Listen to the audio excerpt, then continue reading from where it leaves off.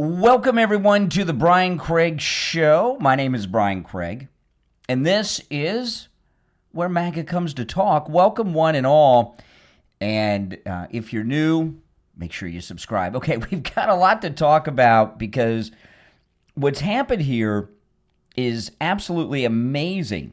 Okay, what's happened here is so amazing in Tennessee.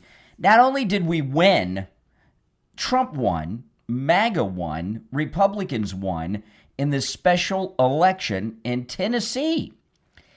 And the poll, the votes are still coming in, but we're well over 50%. And if you follow in this type of election, people don't realize this. This was a landslide victory in Tennessee, a major landslide victory for President Trump, for MAGA. And I was looking at the polls yesterday, right? And in the afternoon, I was looking at the recent polls. Every single poll had it a dead heat. Some polls would have the Republican ahead a little bit, but it was never outside of the margin of error. So I've been telling you guys forever and a day that the polls, don't pay any attention to the polls, okay? The polls are lies. They're nothing but lies. The polls that we see are push polls. The truly scientific polls that give you an accurate idea of what's going to happen are called the internals. Those are always kept confidential. Very rarely will one ever leak out. And any poll that you or I have access to is useless. They're all left-wing push polls. I don't even know if they poll people, right?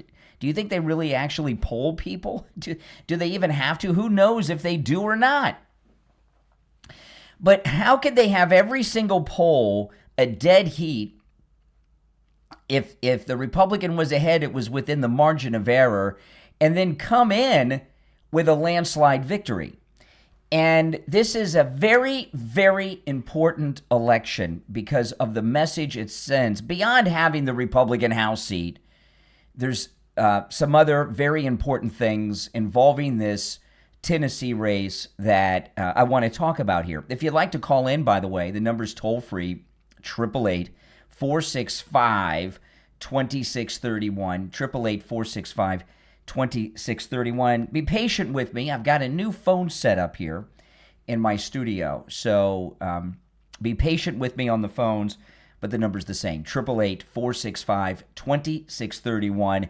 It's a toll-free call no matter where you are listening. So the way I've been telling you guys that Zohan Mamdani won on a fluke, and I just want to review how that fluke happened, because in a couple of weeks, the new year will be here, and we're going to be in the midterm election season, and this is some important stuff that I've got to share with you, and here it is, okay? Mamdani won the primary because they had an incredibly low turnout. No one was paying attention. The general election was won by two things. Part of it was Curtis Sliwa, all right? Curtis Sliwa was a jerk. I hold him responsible for anything that happens with Mamdani, okay? That psychopath. I used to like him and admire him, and he messed things up. But the main factor that led to the Mamdani victory in New York was that the media had convinced everyone that Mamdani was unbeatable. They had these polls out, they had the media, so they had a very, very low voter turnout. We won in Tennessee because we had a turnout. We had a good turnout. We had a sizable turnout. People didn't give up. People didn't let the media convince them, oh, Trump fatigue, MAGA fatigue, this, that, everything else under the book. A new generation, all this crap. We had a great turnout, and not only did we win in Tennessee, it was a massive landslide victory. And that's what, and like I said, all the polls were dead heat. And we ended up with a landslide victory. I know, isn't that something? It's absolutely amazing. So as we get into the midterms next year, the major campaign strategy of the political establishment and the Democrats is going to be unofficial. They're going to have polls that show us losing in the midterms. They're going to have polls that show us within the margin of error if we're ahead. There's going to be constant news coverage that, historically, the party that is in power loses in the midterms and all that stuff. Don't let any of that get you down, all right? Remember, turnout. All of that is meant to depress our turnout. The majority of the American voting public, those who vote are the only ones that matter in elections. Those who don't vote don't matter in elections. They're not participating. But the reality is this. Among the voter base in this country, the majority of this country are conservative. America is a conservative country. That's exactly right. Founded by great Puritans, and we are a conservative nation. More conservative now than we were 6 months ago, a year ago, 2 years ago. We're becoming more and more conservative all the time because of the great work that our perfect president, Donald Trump, is doing every day, which he did a lot of great things yesterday, which I am going to cover on the program. But their main campaign strategy will be to do whatever they can do to convince you that it's hopeless to depress our turnout. And we cannot let that happen, because if we have a high turnout, we win. So when early voting starts, vote early. Don't let anybody convince you not to vote early. That's very important. President Trump in the last election, he said vote early. And the reason that you vote early is very important, guys. If you wait until Election Day, the other side, they vote early. In fact, the Democrats' entire strategy over the last few years has been based around an early vote model. And what that means on Election Day, they're millions of votes ahead of us on Election Day. And we've somehow got to catch up to that. On one day, you can't do it. And one of the reasons that we did so well in the last presidential election is because we had a very good early vote turnout game, and that's what you've got to have. So it's very important. Everything in the midterm elections this next year is about one thing and one thing only. That is turnout. So no matter what, you've got to treat the midterm like it's a presidential election season, because it's that important. It is that important. You see all this good work that President Trump is doing. If the Democrats take back the Congress, even if they just get back the House, they're going to impeach him every week. It's going to be nonstop impeachments. That's going to be everything that they do. And that's just something that we've got to not let happen. And we stop that from happening by having a turnout. So I'm pretty energized, and I hope you are too, about this incredible victory in Tennessee. So let me pull this up. This is from Fox News. Republicans win highly contested battle for vacant GOP House seat.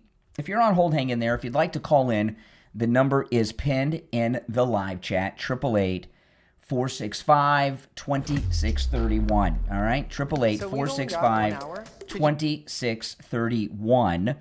And again, I have a new phone set up here today, so it might be a little awkward for me. So be patient with me. Republicans will hold on. This is Fox News. Republicans will hold on to a GOP-controlled vacant congressional seat in Ruby Red, Tennessee, after winning a hotly contested special election that grabbed plenty of national attention. See, special elections are worse than midterms because turnout historically is low for these things. A lot of people don't even know they're happening unless they really follow the news. Republican nominee Matt Van Epps on Tuesday defeated Democrat rival lunatic Aftyn Behn. Is that how you say her name? Ben? Well, has been more like it, according to the Associated Press, in the high-stakes race to succeed former GOP rep Mark Green, who resigned from office in June to take a private sector job. See, we're gonna have a special election for Marjorie Taylor Greene, too, at the beginning of the year. We need to have a major turnout for that one as well. With the GOP clinging to a razor-thin majority in the House, the special election was seen as a must-win for Republicans, no doubt about it. President Donald Trump carried the 7th Congressional District, which is located in central and western Tennessee, stretches from Kentucky to Alabama, includes parts of Nashville, by 22 points in last year's presidential election. And Greene won the district by over 20 points in his 22 and 24 re-elections. But Democrats were energized following the decisive victories in last month's election, New York and Virginia and a couple others. And public opinion surveys, see this? And public opinion surveys suggested a close test between the two, which we now know were lies. And they say here, this election was seen as a key barometer ahead of next year's midterms. Well, I'm going to agree with that. No doubt about it. Oh, man, this is great stuff. President Trump, remember, this is according to CNN's latest polling. President Trump has an 87% approval rating among Republican voters. It doesn't matter what the other voters think. If the Democrats aren't going to vote for the president anyway. It only matters what Republican voters think. And 87% of Republican voters approve of the job President Trump is doing, which is what he was pulling at 6 months ago. He's holding strong. With some votes, and now they update this as things goes on, with some votes still being counted, Van Epps was headed towards a 9-point victory. So this is not just a landslide victory. This is a massive, overwhelming avalanche landslide victory. A landslide victory is 2-3 points in an election. A lot of people don't realize that. 2-3 points is an overwhelming landslide victory. We're approaching 9 points. That's over the cliff avalanche. I mean, the avalanche is still coming. Boy, oh boy. Asked by Fox News Digital on Tuesday morning if he needed to win the election by a certain margin, Van Epps said, a win is a win, no doubt about that. And this idiot loser that hates Nashville and everything about it, she got creamed. This is most definitely a barometer about how energized the American people are behind the Trump agenda, because this election was all about that. All right. You're on the air. What's your name? Where are you calling from? This is Mike from Louisiana. Oh, hey, Mike. What's up? First call with my new phone system here. You're right on this, Brian, because think about this. Not only did he get elected, but he has to get reelected in a year or so. Mm-hmm. This is a special election, and this 9-point possible victory. Yeah, he's got to run again in November. Yeah, it's crazy. Yep.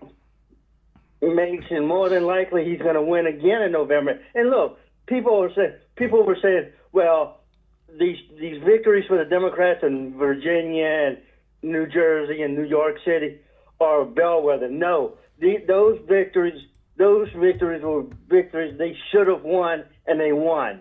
Mm-hmm. All right, that's no bellwether there, So absolutely, again, if this holds up, and again, the guys in New Jersey, all these Republicans that were in New Jersey and stuff ran away from President Trump. That's right. Okay, they didn't lean into President Trump the way this guy did. Mm-hmm. Yeah. President Trump is more popular at this a moment in time than he's ever been. And right. I don't think people realize that, because he's not having rallies. The reason he's not having rallies is he's not running for election anymore. And he'll have some rallies when we get into the midterm season. But he's also busy pushing through his great, awesome agenda. And look, here's the deal, Brian. These guys, we know that Marjorie Taylor Greene has in her district has an election. I'm gonna say this: if whoever runs in her district does not lean into President Trump, that person's an idiot. Yeah, that's right. And Trump was behind Epps, and they spent money there. They and did all kinds of things. So he is a Trump MAGA candidate, and now that he's approaching a 9-point victory, this is really huge.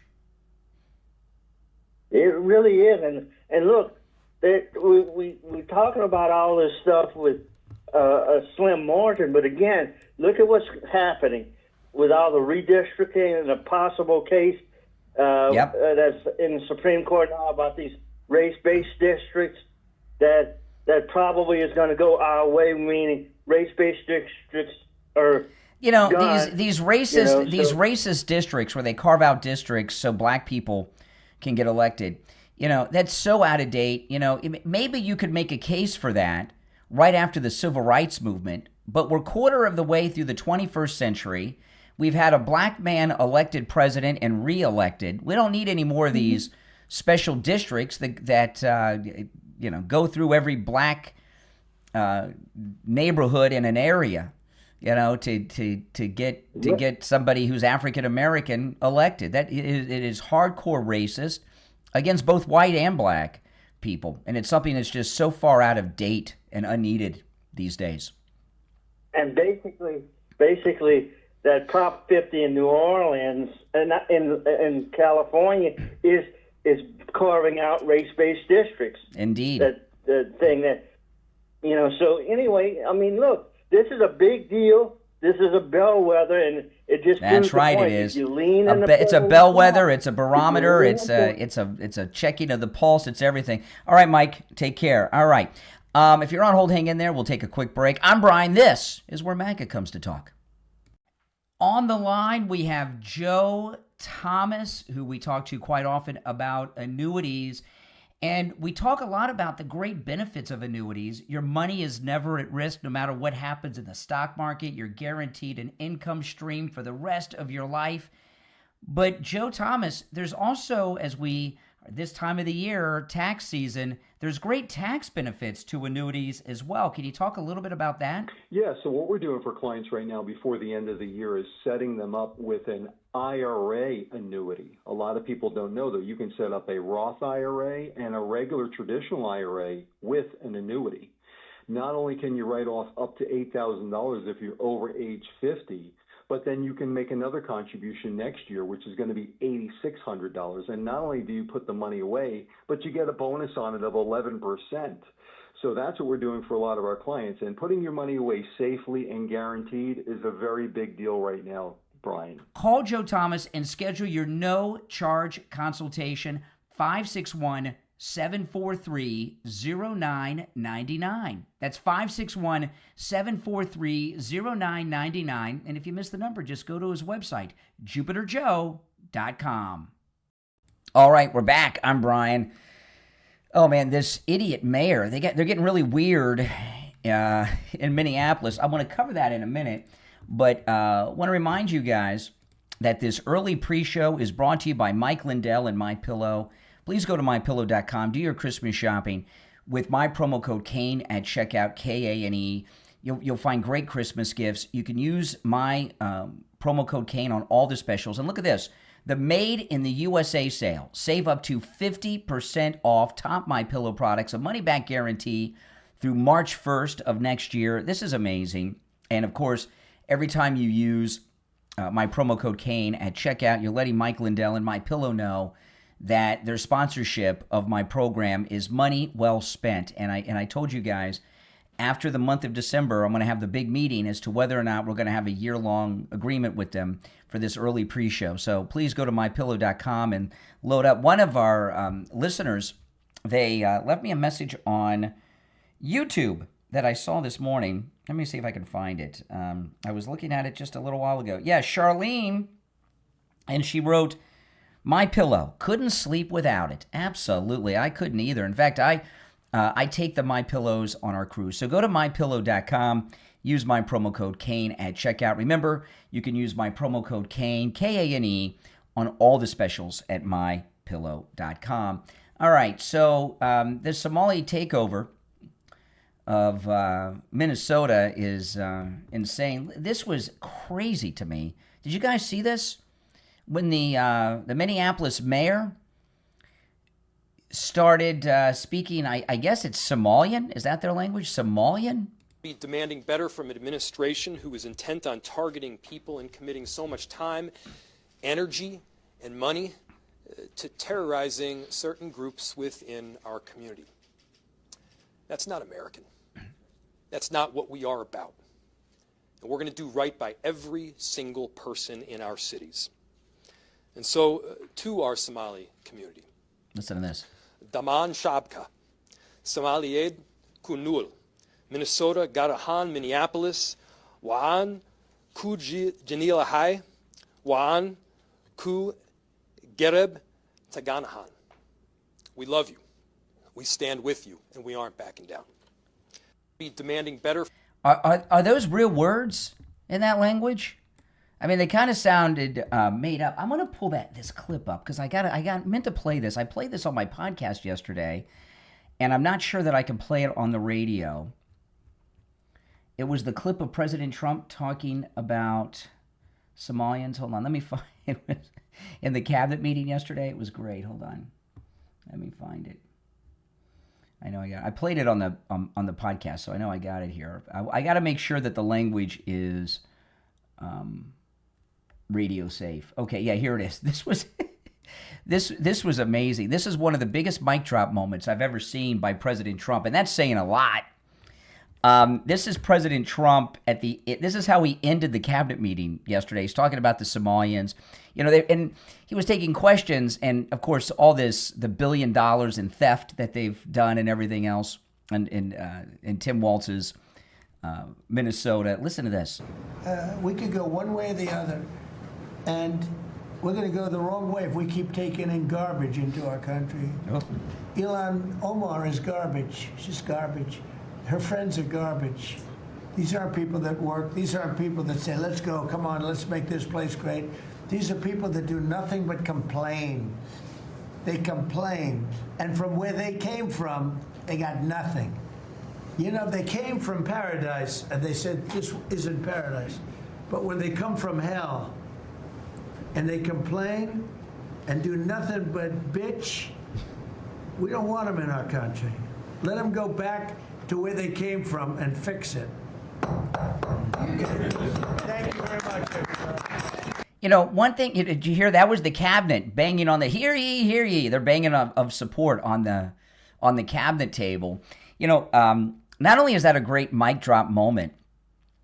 Yeah, that's radio safe, guys. I can play that on the radio. President Trump knows when to stop speaking, right?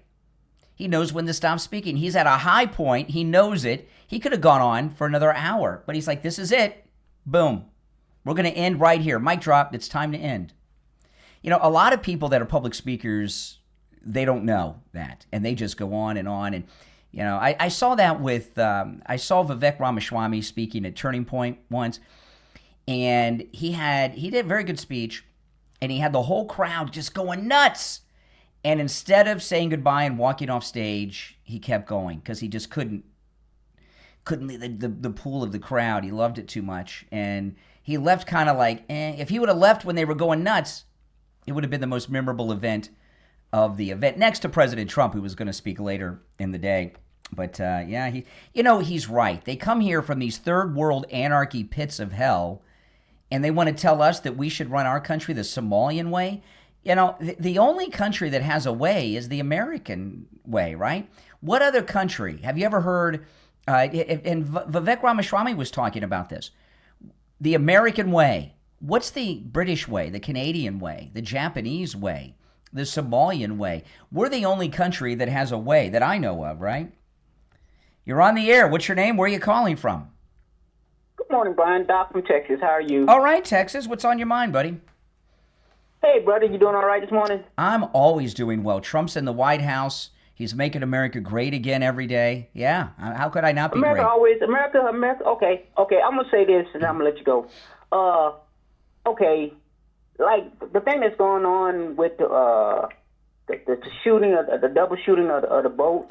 Yeah. That poor general, Trump and Pete Hegseth about to throw him under the bus so bad right now. I hope he got a good lawyer, because he's about to go get court-martialed. For what? because You don't. Trump- Who's going to get court-martialed? Brian. Who's getting Brian, court-martialed? Who's getting court-martialed? I can't remember the guy's name, Brian. Who? Well, reference him. Who are you talking about? I think he's a lieutenant colonel. I can't remember his exact rank. You talking about the one admiral? The admiral. Okay. Oh, what about the fighter pilot that fired the shots? Are they going to go to prison for murder? I hope not, because. Well, wait a minute. They're the ones that actually did it. If the admiral Brian, that ordered the do it. attack, but They had orders. But to do it. I thought They you. had orders. But I thought you weren't supposed to follow unlawful orders. So you want the fighter pilot to go to prison for murder? Brian, the admiral is going to go to jail or go to prison. Well, but he did. But he gave the order. But the fighter pilot fired the rockets. So you want the admiral to go to prison? You want the pilot to go to prison? First of all, Pete Hegseth to go to prison? Pete Hegseth is not going to prison. That poor colonel, that poor admiral is going to go to prison because Trump and Pete Hegseth will throw him under the bus. He's done. He's done. Well, what about the pilot that fired the missiles, that fired the rockets? Poor baby. He's just following orders. Should they go to prison? Well, that's what they said in Nuremberg. Should he go to prison too? I hate to say this, but he following orders. Oh, okay. So the fighter pilot. What if the fighter pilot's a black lesbian? What if the fighter pilot is a black lesbian transgendered naval aviator? Should they still go to prison? What the fuck that got to do with anything? What is wrong with your? Why'd you drop the F-bomb? Because something is not physically wrong with you, and I hate to cuss like that. But somebody always told me people like you make people cuss because y'all don't understand nothing. Double negative, which means I understand everything. On that point of agreement, we'll move on. Yeah. Oh, boy. What was that about? Why all of a sudden the language? You're on the air. What's your name? Where are you calling from? Yeah, this is Richie. Oh, my goodness. Not for nothing. This fool from Texas, along with the rest of them, with all these Democrats. Let me say something to you. When there's, in other words, the order goes out, destroy the drug boat. It means destroy the drug. It doesn't pieces, splinters. Who cares? Bottom line is, no, they just hate Trump so much. Let's just hang Trump. Forget about the fact that they got barrels of fentanyl in their boats with six engines. These people are deranged. They're so sick. You just hear it in the press conference. Yesterday, when the questions that they asked the president, I mean, it's amazing how they avoid anything good, and they go right to the negativity because they want to attack. Yeah. They hate his guts, and they hate us, and they're just crap. Well, the last caller, he wants the admiral to go to prison and the fighter pilot. Yeah, that's another one. No, what about the drug? What about the guy? Oh, because we put to rest this person who wanted to kill a lot of American people with his drugs. I mean, these people are deranged, man. All of a sudden, they're taking the position of protecting. Well, Richie, in all seriousness, I referenced this a little. By the way, my new phone setup seems to be working. You're the third call on it. No problem. Yesterday, I referenced this a few times.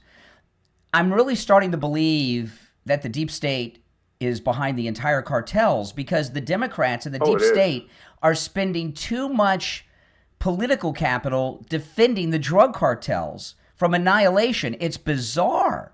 So they got to be, that's got to be their major funding source. It probably started back in the 80s during all the, the Iran-Contra and the Sandinistas and all that.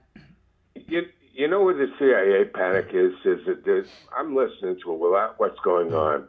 A lot of this is not just the drugs. We're going to find out something major that they're panicking about how they fixed the election from down there. Not for nothing, but the servers that they serve, they're going to find the servers. Are you talking about in Venezuela?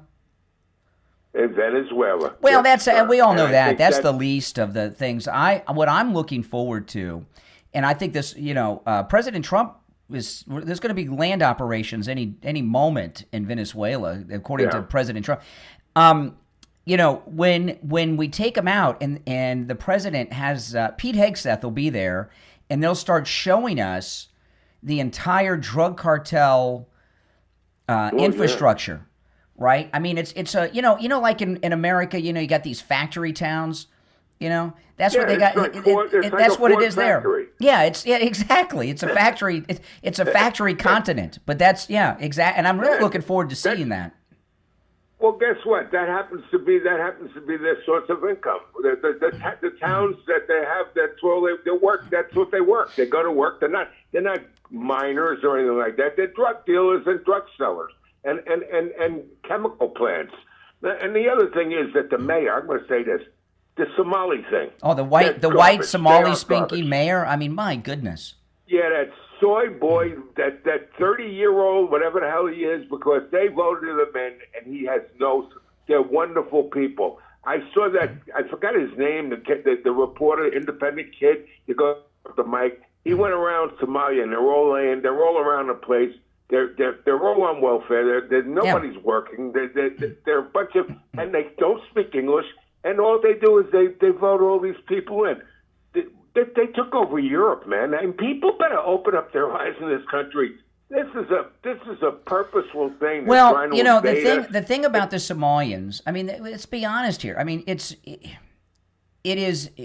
not even a third world country. It's an uncivilized country. Anarchy isn't even. It's really almost like prehistoric over there. And they come over here and they don't view themselves. They don't even know they're doing crime. Okay, this is just how you live life. They're an uncivilized, uncultured, prehistoric. It's like cavemen in Somalia. Let me say this to all the Jew haters out there.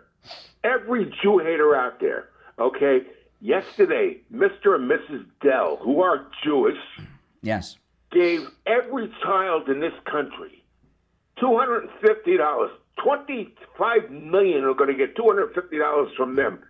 And that's only the beginning. And then, and this is a gift. And yet Jews are bad. The Somalis, that Omar, the Jews are no good. Jews are no good. I mean, these people are deranged. Oh, yeah. You know, not for nothing. The Jewish religion are very giving. Well, Richie, I got to run. We're up on the top, so the radio show will start soon. But we'll talk soon. All right, take care. If you're on hold, stand by. If you're new to the program, my name's Brian. This is where MAGA comes to talk. The radio show's about to begin. I'm going to do a quick break. We'll be right back.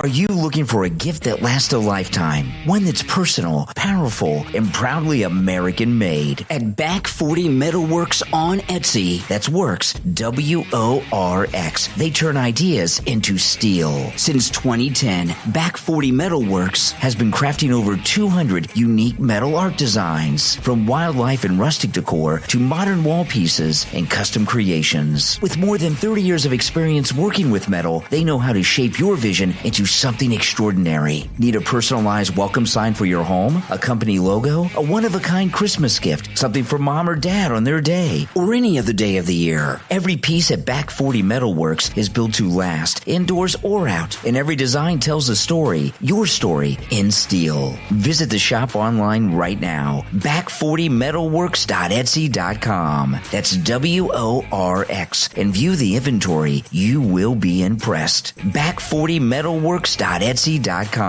They turn ideas into steel.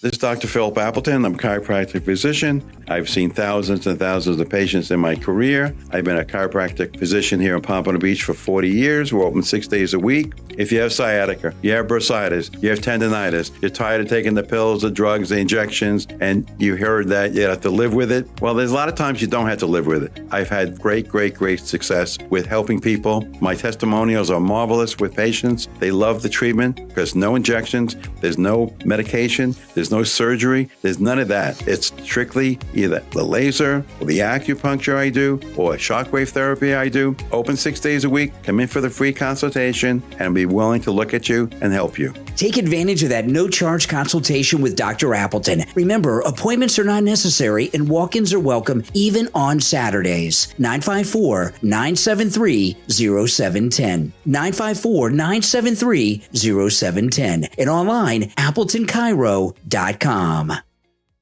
All right, we've got about 90 seconds till the radio show starts, so I'm going to recap a little bit of what I talked about in Tennessee when I opened up on the radio.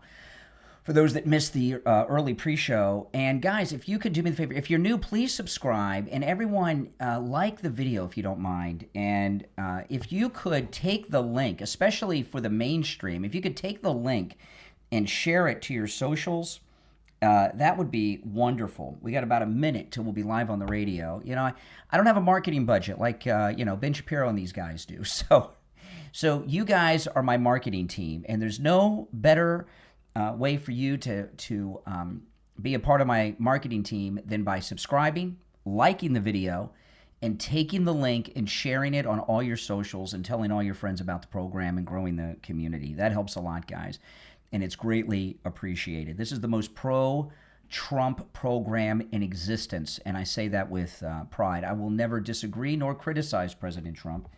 Not that he's done anything that I disagree with or want to criticize and holding back on. I think he's doing a perfect job. All right, we got about less than 30 seconds.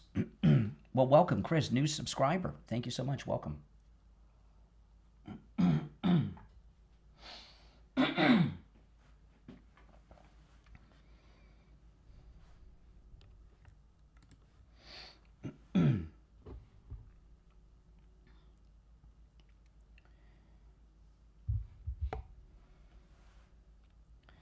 Welcome, everyone. My name is Brian Craig. You are listening to Florida's longest-running radio show, The Steve Kane Show, on the radio since 1977, celebrating 49 years on the radio. Holy smokes. All right, boy, we got a lot to cover. President Trump did amazing things yesterday, but I want to first talk about this incredible victory in Tennessee. Not only did the Republican beat this liberal woke lunatic, but big. As of, the votes are still being counted. So, okay, I'm sure they shut down for the night. But not only did Van Epps, the MAGA Republican backed by our favorite and greatest President Donald Trump, win, he won by over 8 points. He's approaching a 9-point victory. This is beyond landslide. This is a swamping of the victory. A landslide victory, because people don't know what defines a landslide victory. A victory over 1 point. Like if you're at 51 and a half of the electorate, you've won a landslide victory. Okay? And now that we're approaching 9 points, I don't even know what word. An avalanche? I don't know. This is beyond landslide. This was a tsunami of a victory. I don't know what word, what phrase, what term would be appropriate, but this was a massive, overwhelming swamping of a victory. And this is so important. This is a special election. We got another coming up with Marjorie Taylor Greene after the first of the year, a special election in Georgia. And we won this election because our people turned out to vote. That's it. This is a conservative country. Most everyone who votes is a conservative in the United States. They had these victories, Mamdani in New York and Virginia. They had these victories in these blue areas, but this is such an important point to make. So you're going to hear me make this point a lot over the next whole year as we're in the midterm election season, okay? Because this is so important. Turnout. The media is responsible for Mamdani's victory in the general election, and Curtis Sliwa. And this is a very important point. I'll be telling this a lot because it's so important. Mamdani won because of two things. One, that idiot, narcissistic lunatic that I used to admire, used to respect, used to look up to, Curtis Sliwa, took some of the vote. That's part of it. Split the opposition. But that was a major factor. And without that, Mamdani may not be mayor today. But the main factor beyond that was the media. The media had convinced everyone that Mamdani couldn't be beaten, so they had a very low turnout. And the people that turned out were his radical lunatic friends of Antifa and things like that. So in this Tennessee special election, what that shows you is when we have a major turnout, we win. The reason that there's all this overanalyzing. All these analysts, they don't know what the heck they're talking about. The reason that, now there are exceptions to this, things happen and, there's events and such, but the midterm elections, you've heard, historically, the party in power loses the midterms. That is very true. But the main reason, except with some exceptions, but the main reason the party in power loses the midterms is because they don't get a turnout. They don't mobilize a turnout like it's a presidential election season. And if we were to treat the midterms like the presidential election season, Republicans would win almost, if not every time. We only lose when we don't have a massive turnout. So the main Democrat and never Trumper campaign strategy in the midterms isn't going to be the seditious six and all this stuff. Their main election strategy is an unspoken strategy, and it's going to be this: depress the turnout, convince them, repeat every 5 minutes that the party in power loses the midterms, depress the turnout. If we don't have a massive, overwhelming swamping of a turnout, we will lose the midterms. And in Tennessee yesterday afternoon, I was looking at the latest polls out of Tennessee. Every poll had it a dead heat. Every poll had it a dead heat. If Epps was up in the poll, it was well within the margin of error. The polls are lies. Don't believe the polls. The polls are meant to depress Republican turnout. How could the polls be right? If all the polls in Tennessee had this as a toss-up, how is he ahead by almost 9 points as votes are still being counted? Epps.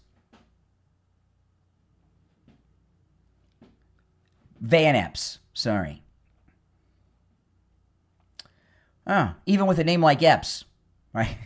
Not a great name to have if you're a Republican, is it? Van Epps.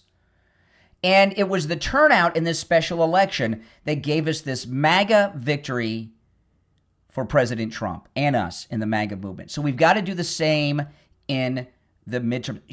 Wear your MAGA hats every day that you can, everywhere that you can. Get all your friends, get all your family to turn out and vote. If they have early voting where you're at, go out and vote. This goes for the primaries too. We need to have a massive turnout in the primaries so we get the right candidates nominated. But in the main election in November, we need to have a turnout like it's a presidential election, because this midterm election is as important as the presidential election. If the Democrats take back the House, they're going to impeach President Trump every week or two. That's all they're going to do. Okay? That's exactly right. And we don't want that, do we? I mean, President Trump has a major agenda he's got to get through, and he's doing incredible things. We have so much to cover on the program. If you're on hold, stand by. If you would like to call in, the number is toll-free, 888-465 2631, 888-465-2631. It's a toll-free call no matter where you are listening.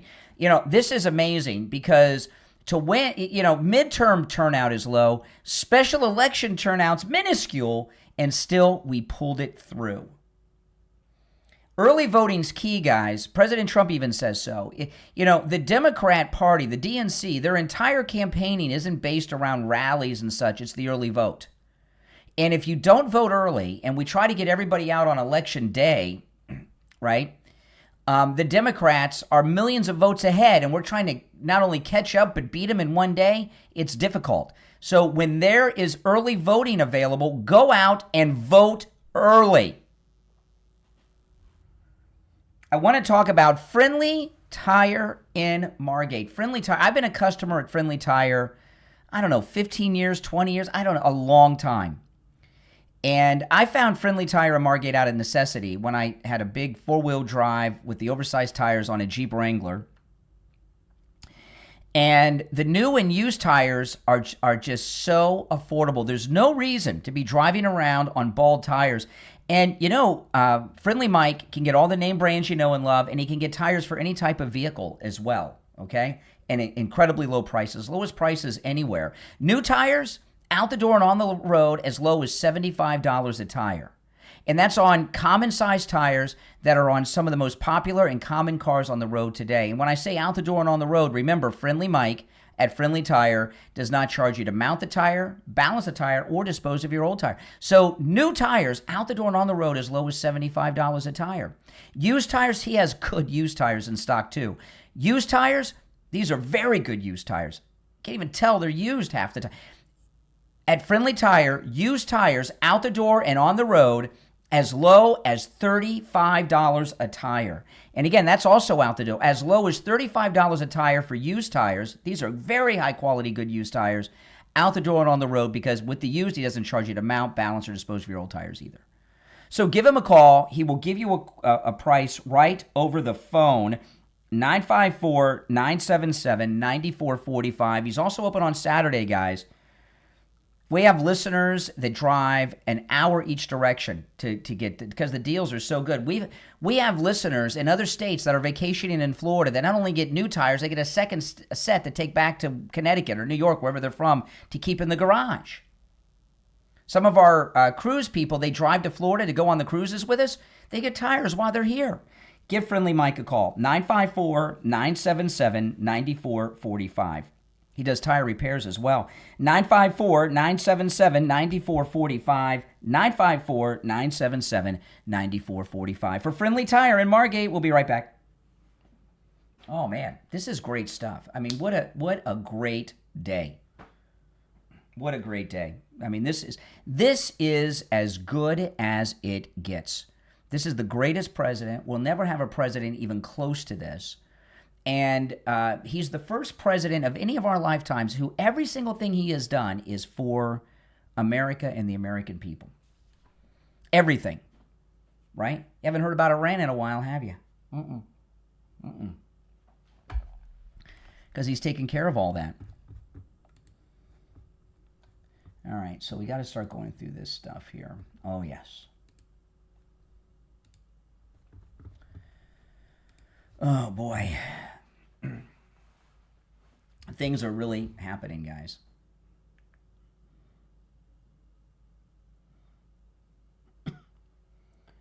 Okay. If you're new, make sure you subscribe, everyone.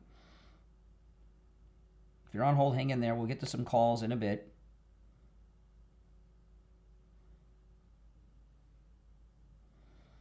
So much to cover here.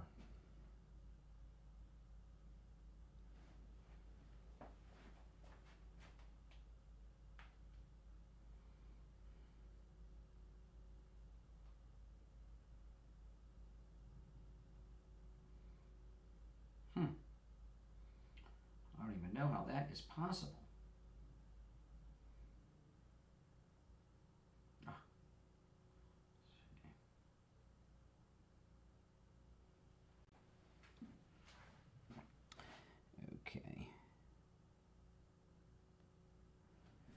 Okay. We'll be back shortly, guys. I'm going to take a quick break.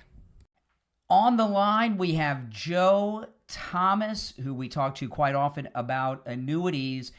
And we talk a lot about the great benefits of annuities. Your money is never at risk, no matter what happens in the stock market. You're guaranteed an income stream for the rest of your life.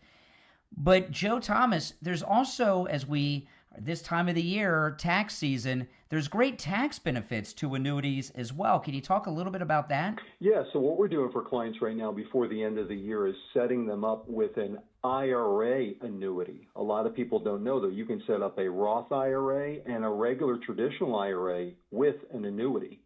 Not only can you write off up to $8,000 if you're over age 50, but then you can make another contribution next year, which is going to be $8,600. And not only do you put the money away, but you get a bonus on it of 11%.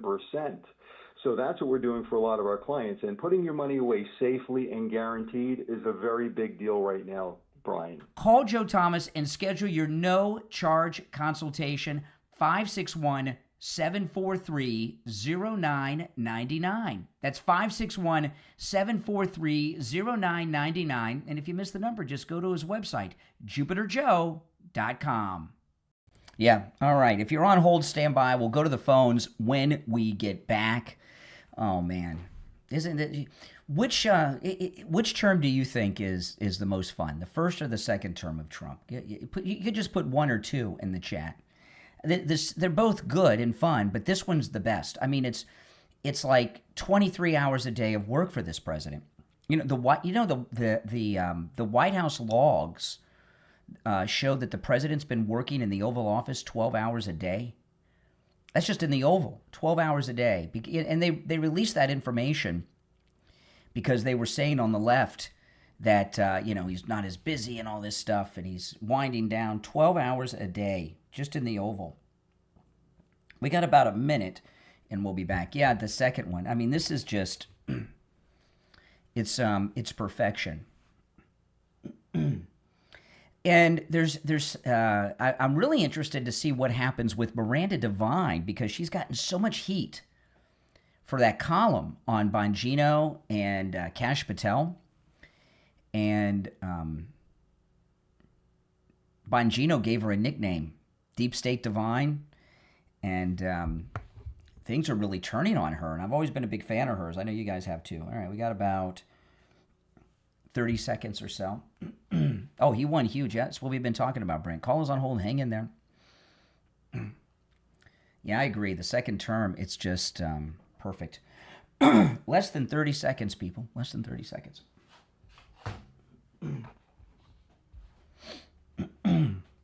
Oh, man. This is exciting. Mm-hmm.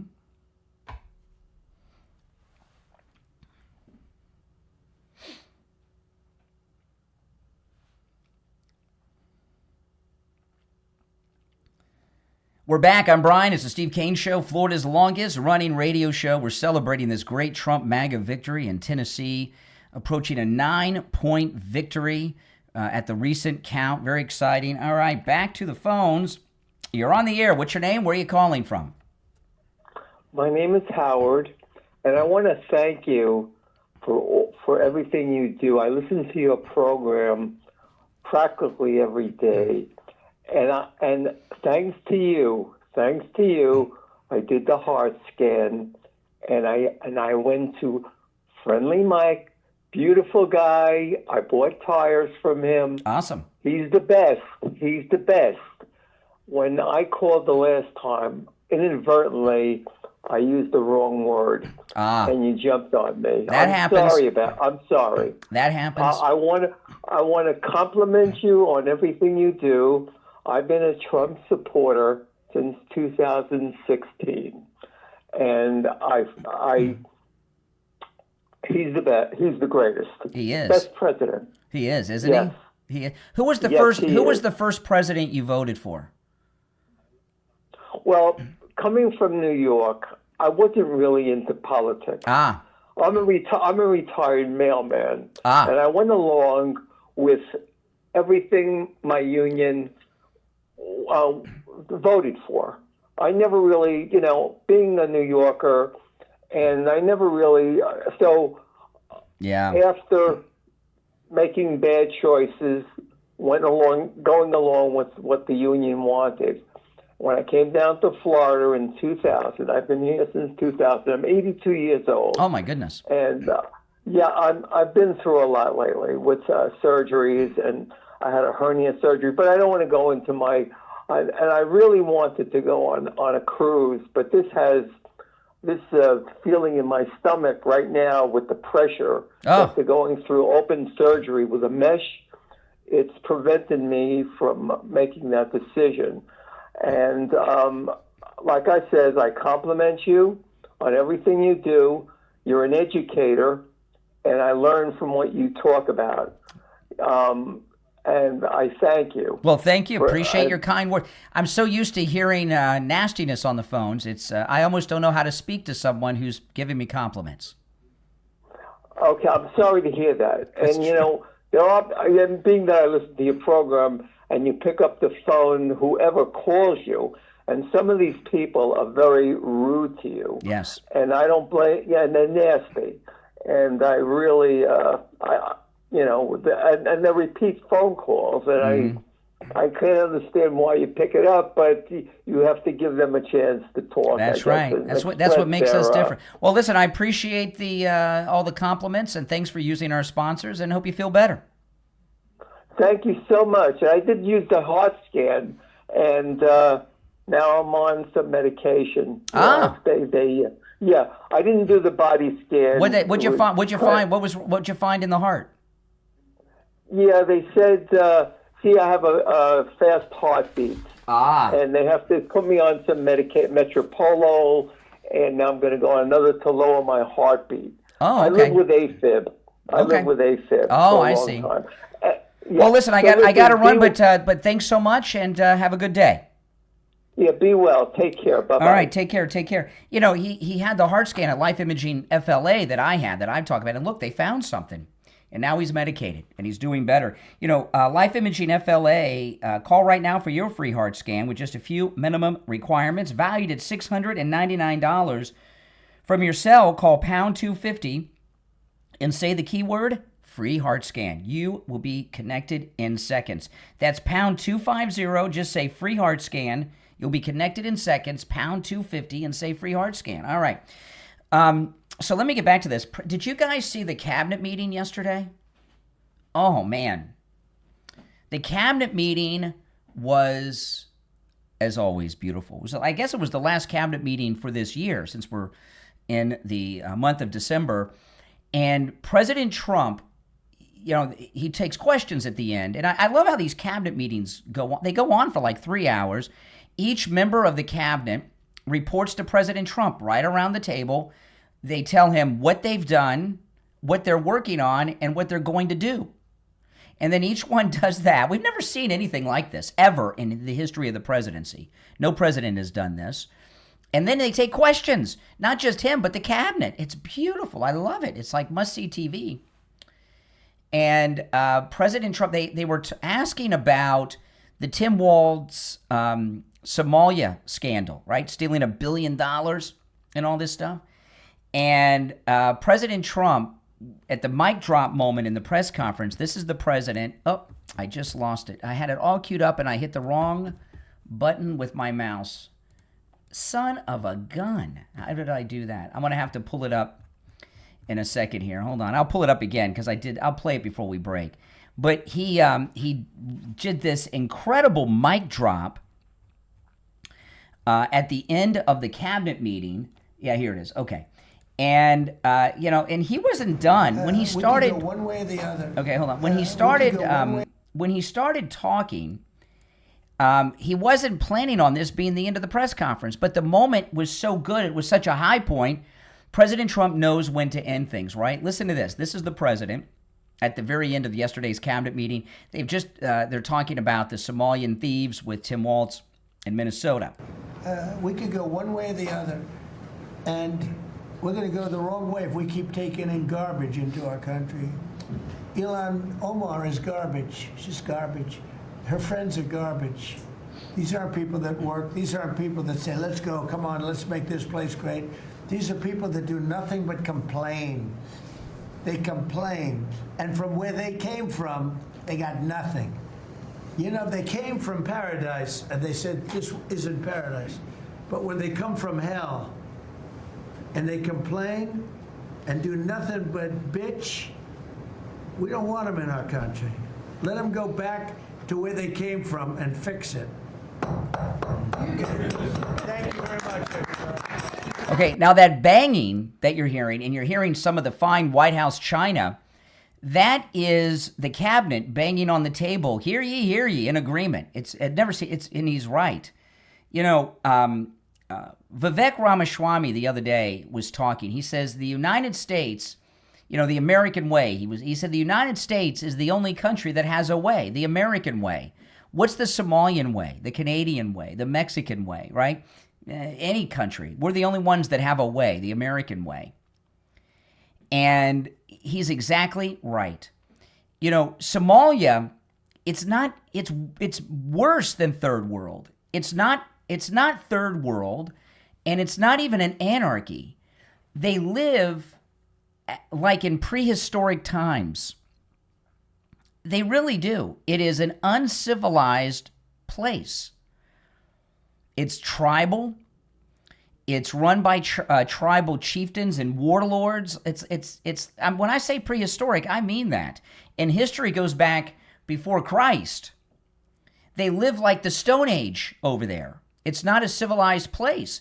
And then they come here from a place that is prehistoric and completely uncivilized. And then they say, we want you in America to run things like we do in Somalia? Are you kidding me? President Trump is always right, isn't he? And he was never. I love how he knows when to end, right? They weren't even close to being done.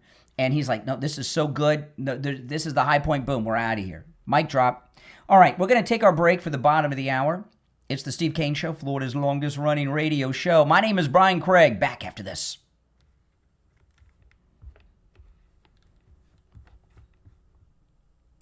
All right. If you're on hold, stand by, guys. Take a quick break. Do you ever wish you could step back into the greatest decade of all time, the 80s? You're not alone. That's when members-only jackets made you cool, parachute pants swished with every move, wind leg warmers, big hair, and neon ruled. And your Walkman, Atari 2600, and Rubik's Cube were your most prized possessions? If you missed the A-Team, Knight Rider, breakdancing, hair metal, arcades, and that unmistakable new wave sound, you're not alone. Welcome to WeLoveThe80s.com, the community built by people who still believe the 80s were hands down the most iconic decade ever. At WeLoveThe80s.com, they celebrate everything that made the 80s unforgettable. The music, the movies, the fashion, the video games, the attitude, and of course, the memories that shaped a generation. If the 80s live in your heart, relive them with WeLoveThe80s.com. That's WeLoveTheeighties.com. Go right now to WeLoveThe80s.com and take your place among the totally awesome. This holiday season, let's make the season brighter together. Little Light is a family resource center dedicated to strengthening, nourishing, and empowering families, sparking a little light for a bright future. They're providing meals for families in Santa Ana, California, filled with all the holiday favorites that bring people together. Your one-time $35 donation helps make it all possible. But don't wait. Go to littlelightfrc.org and help share the joy, the love, and the light this holiday season. That's littlelightfrc.org. Make sure to share the link on all of your social media so your friends can help too. littlelightfrc.org.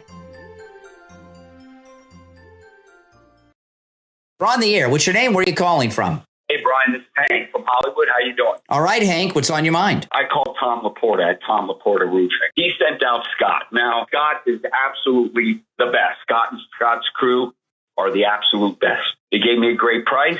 They did the job when they said they were going to do it. They finished the job when they said they were going to do it. The materials they used, absolutely the best. I want to thank Tom. I definitely want to thank Scott, and definitely want to thank Scott's crew. These people are number one, and I just want your listeners to know, Tom Laporta at Tom Laporta Roofing. If you need a new roof, call Tom at Tom Laporta Roofing. You're not going to go wrong. You're not going to be disappointed. Do what Hank did. Call Tom Laporta at Laporta Roofing on his cell phone, 954-604-4602, 954-604-4602, and online, laportaroofing.com. This is Brian Craig. I've been telling you about the great deals and incredible customer service at Friendly Tire on both new tires and used tires. One of our listeners, Antonio, went to Friendly Tire and called to share with us his experience of buying used tires at Friendly Tire in Margate. Good morning. You're on the radio. Hey, yes, Brian. I want to give you a quick testimony about the tire place up in Margate, Friendly Tire. Friendly Tire is everything you said it would be, man. I went up there and got me some used tires. And when I went up there, man, he was very courteous. My whole family's going for that, man. Everything you said it was going to be, man. I appreciate you for that, man. And Mike's a great guy, man. Well, what's your name? Antonio. All right, Antonio. Hey, I'm glad we could save you and your family lots of money on tires at Friendly Tire. Oh, no doubt, man. Thanks so much, man. Do what Antonio did. Stop into Friendly Tire and find incredible deals on both new and used tires. Give Friendly Mike a call right now. 954-977-9445. 954-977-9445. And Mike will give you a quote right over the phone. 954-977-9445 for Friendly Tire in Margate. All right, we'll be back on the radio in less than a minute. If you're on hold, stand by. Oh, man, isn't it nice? Isn't it nice just to be winning all the time? Isn't it? I love it. I mean, this is what it's about. You know? Every single day is a day of winning. All right.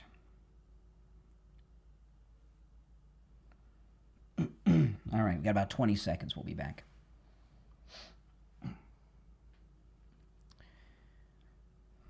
If you want to call in, the number is pinned in the live chat. The new phone setup is working good so far.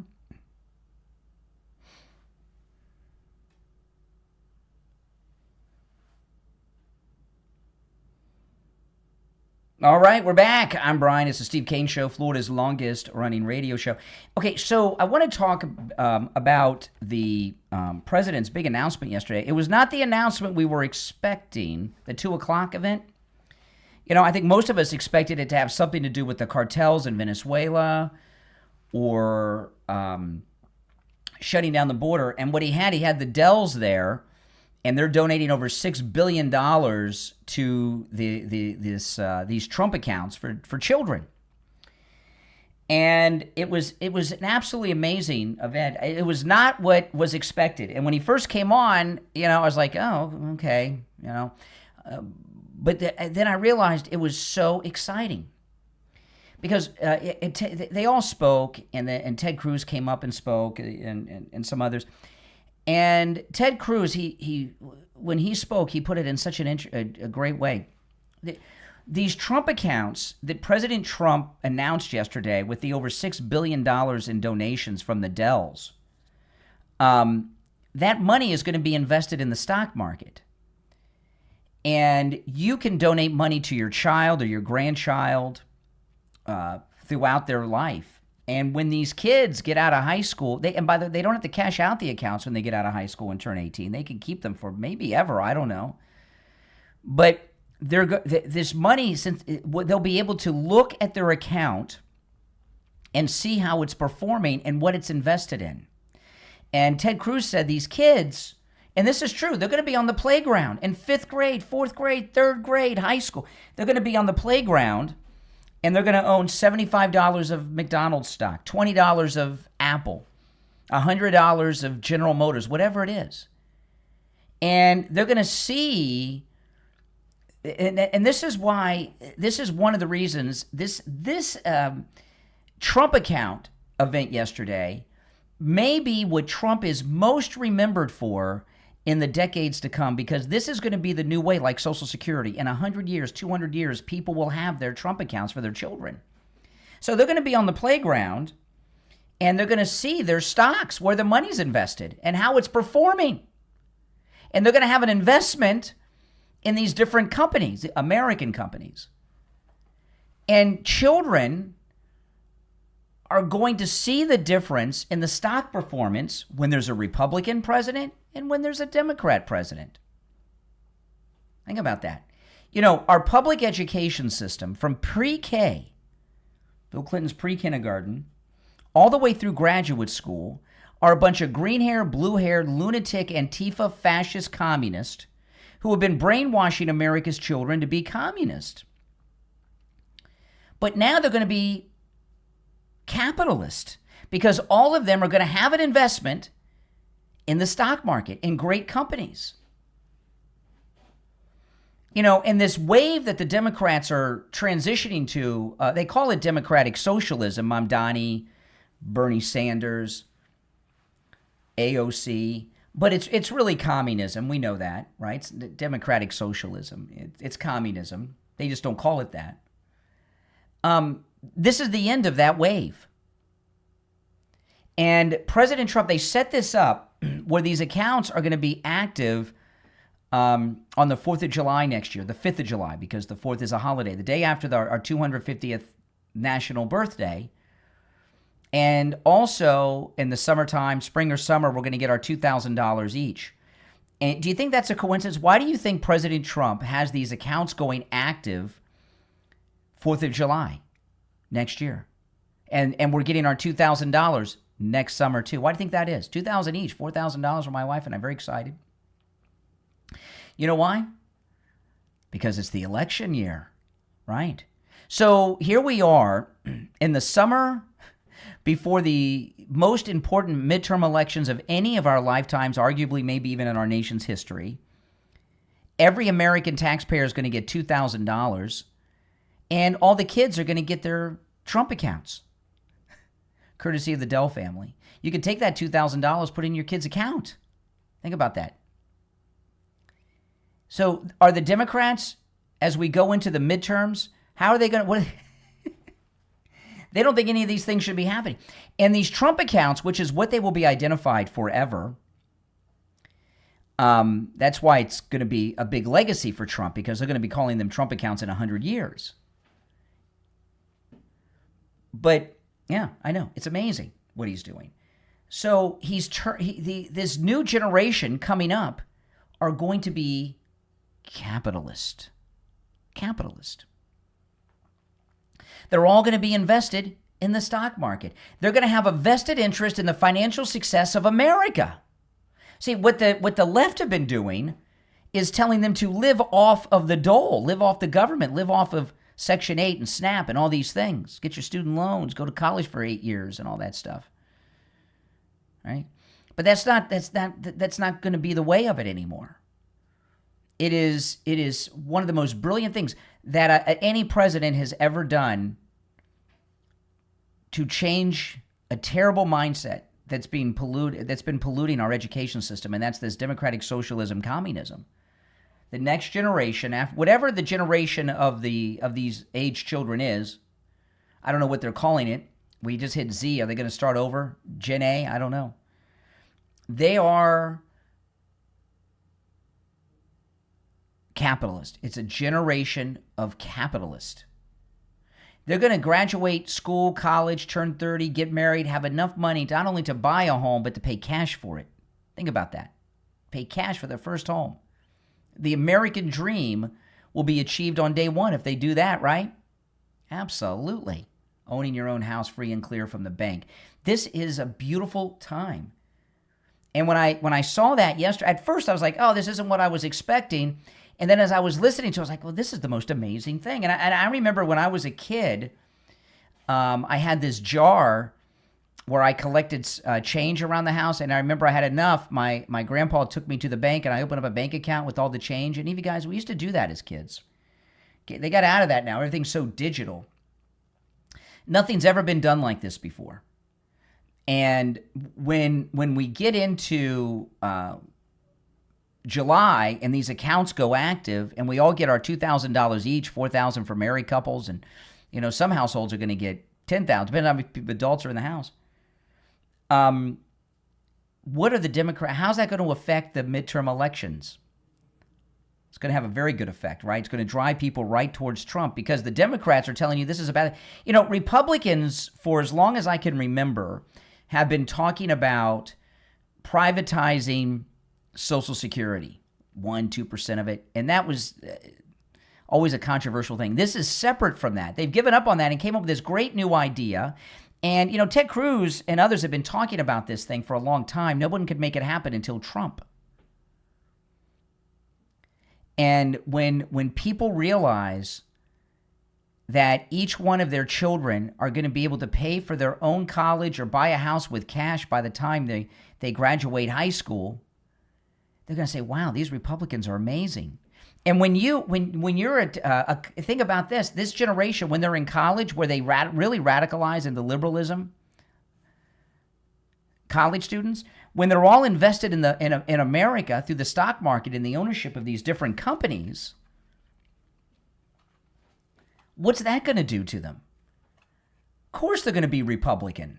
Of course they're not going to be Democrat, because the Democrats, they'll be able to see their stock portfolio and their Trump account performs well with Republicans in office, and it tanks when Democrats are in office because of their policies. It's a great move for the future of the country. It's one of the greatest educational platforms or agenda any president has ever had, educating them in the American way of capitalism. But it's also winning them over to be Republicans. Boom, like that. Now, I want to talk about our real estate guy, George Colony. Oh, man. I was talking to George the other day. To those of you out there that are renters, if you know, a lot of people, they'll call me sometimes, say, I can't afford to buy. That's not true. If you're a renter and you want to be a homeowner, call George Colony. He could turn you from a renter into an owner, and you'll be paying less than what you're paying in rent, and you'll own something. Give him a call. If you're looking to buy or sell, give him a call. If you're looking to move to Florida, call George Colony.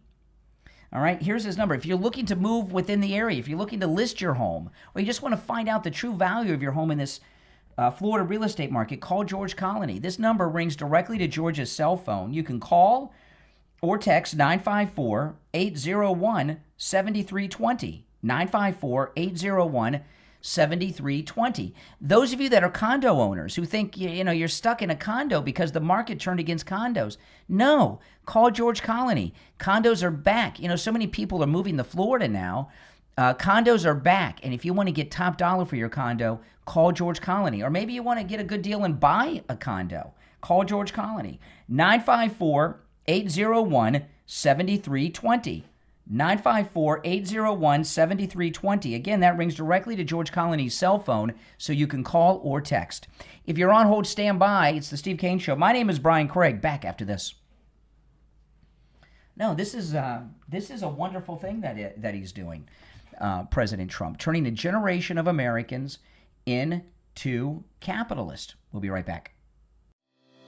This is George Colony. I'm in the real estate business in Fort Lauderdale, Florida with Kai's Real Estate. I've been in business for 6 decades. People often ask me, what's the right time to buy or sell real estate? To tell you the truth, it's always the right time. You just need to have the right advice from the right advisor. You could call me anytime because I answer my phone on the first ring. My number is 954-801-7320. That's my personal cell phone number. And I answer it on the first ring every time. Please give me a call. I'm happy to answer any question that you have. My cell phone number is 954-801-7320. From author Alexander Mazzo comes the Amazon #1 new release, Moriarty, the Napoleon of Crime. The Napoleon of Crime is left one final puzzle, his own story. After the Battle of the Reichenbach Falls, Sherlock Holmes finds a discarded coat, and inside it, Professor Moriarty's private journal. Not a memoir, a manifesto. Page by page, a mathematical prodigy becomes London's shadow emperor. Equations turn to weapons. Chess becomes choreography, and the streets of 1890s London become his laboratory. But one question haunts every entry. Why would a man who ruled from the shadows risk everything in hand-to-hand combat above a chasm? Meticulously researched and canon faithful, Moriarty, the Napoleon of Crime is Victorian noir, atmospheric, immersive, psychologically razor sharp. Enter his mind if you dare. You may not wish to leave. Moriarty, the Napoleon of Crime is available right now on Amazon and Kindle, paperback, and free with Kindle Unlimited. Order your copy right now. You're on the air. What's your name? Where are you calling from? My name is Sandra. I'm calling from Delray Beach. The Barry Siegel Law Group did such wonderful work for me, and I was very particular. I'm a professional myself, and I went to about 3 or 4 attorneys prior. They wanted to do what they wanted to do. They didn't want to add anything extra, but Barry tailored it to my needs. And it's not only the trust. There's so many other end-of-life documents, the living will, the will, and I tailored each one of them to my liking, and they were wonderful and always polite. Never showed any aggravation, or because I contacted them many times. Always polite. And not only that, when you finish your documents and you leave this world, your beneficiaries could go there and they'll explain everything to them, which is a big deal because a lot of these beneficiaries or heirs, they're not cognizant of what to do. I just wanted to let you know that the Siegel Group is above and beyond any other attorney that I have ever contacted. Plus, they give you a big portfolio at the end with a leather-bound documents. It's beautiful. Give the Siegel Law Group a call, 855-FLA-3782, 855-FLA-3782, and online, siegellawgroup.com. All right, we will be back in about 90 seconds on the radio.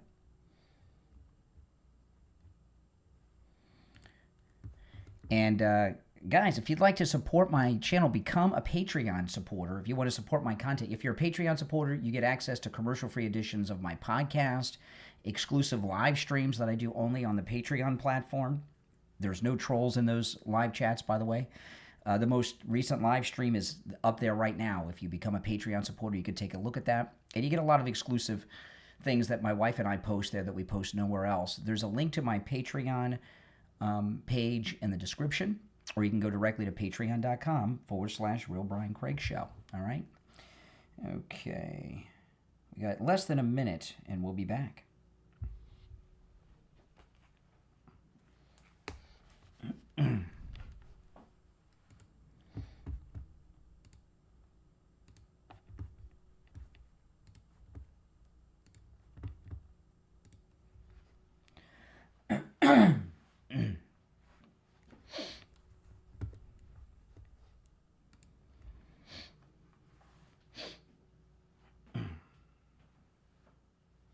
We'll be back shortly.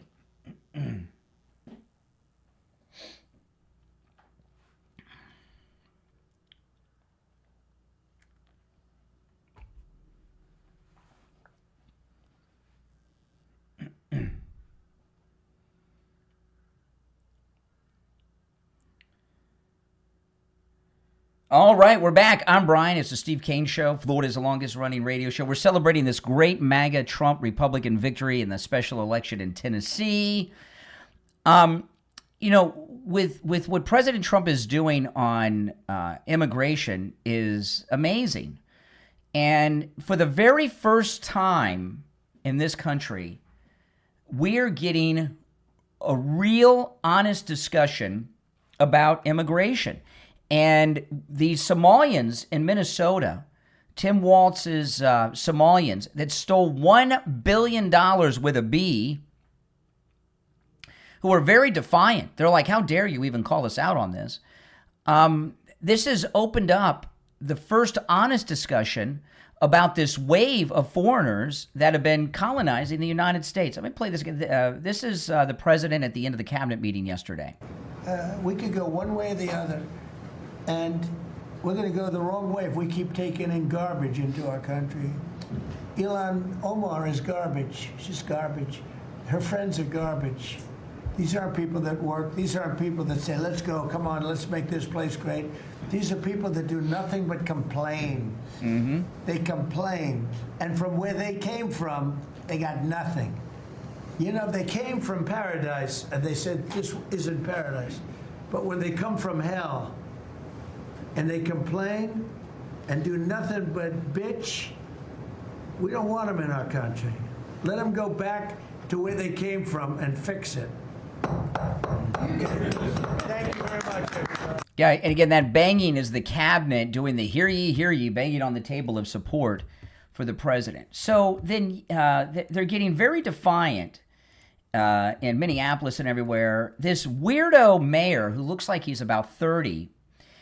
First time I saw this guy was after that god-awful shooting of the Christian kids inside the church at that school weeks ago. And he was the one that stopped to do his hair before he went to the scene. He's a real sicko. And he was standing up with these Somalians who have this, how dare you call us out on stealing this $1 billion.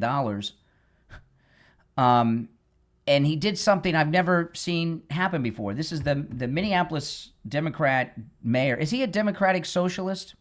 Demanding better from an administration who is intent on targeting people and committing so much time, energy, and money to terrorizing certain groups within our community. That's not American.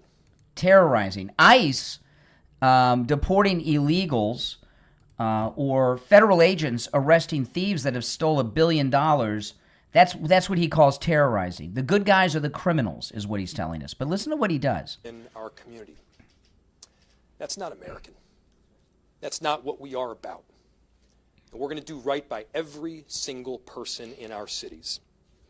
And so, to our Somali community. Listen to this. Daman Shabka, Somaliyed Kunul, Minnesota Garahan, Minneapolis, Waan Ku Janila Hai, Waan Ku Gereb Taganahan. We love you. We stand with you, and we aren't backing down.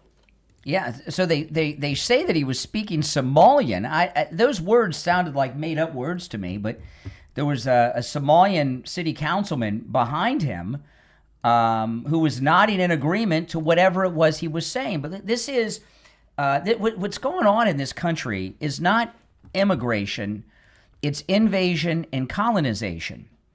And what President Trump said is so spot on and right on the money. This is the first honest discussion on this wave of immigration this country has ever had. They come here from these anarchies and uncivilized places and want to turn this country into what the one they fled from was like.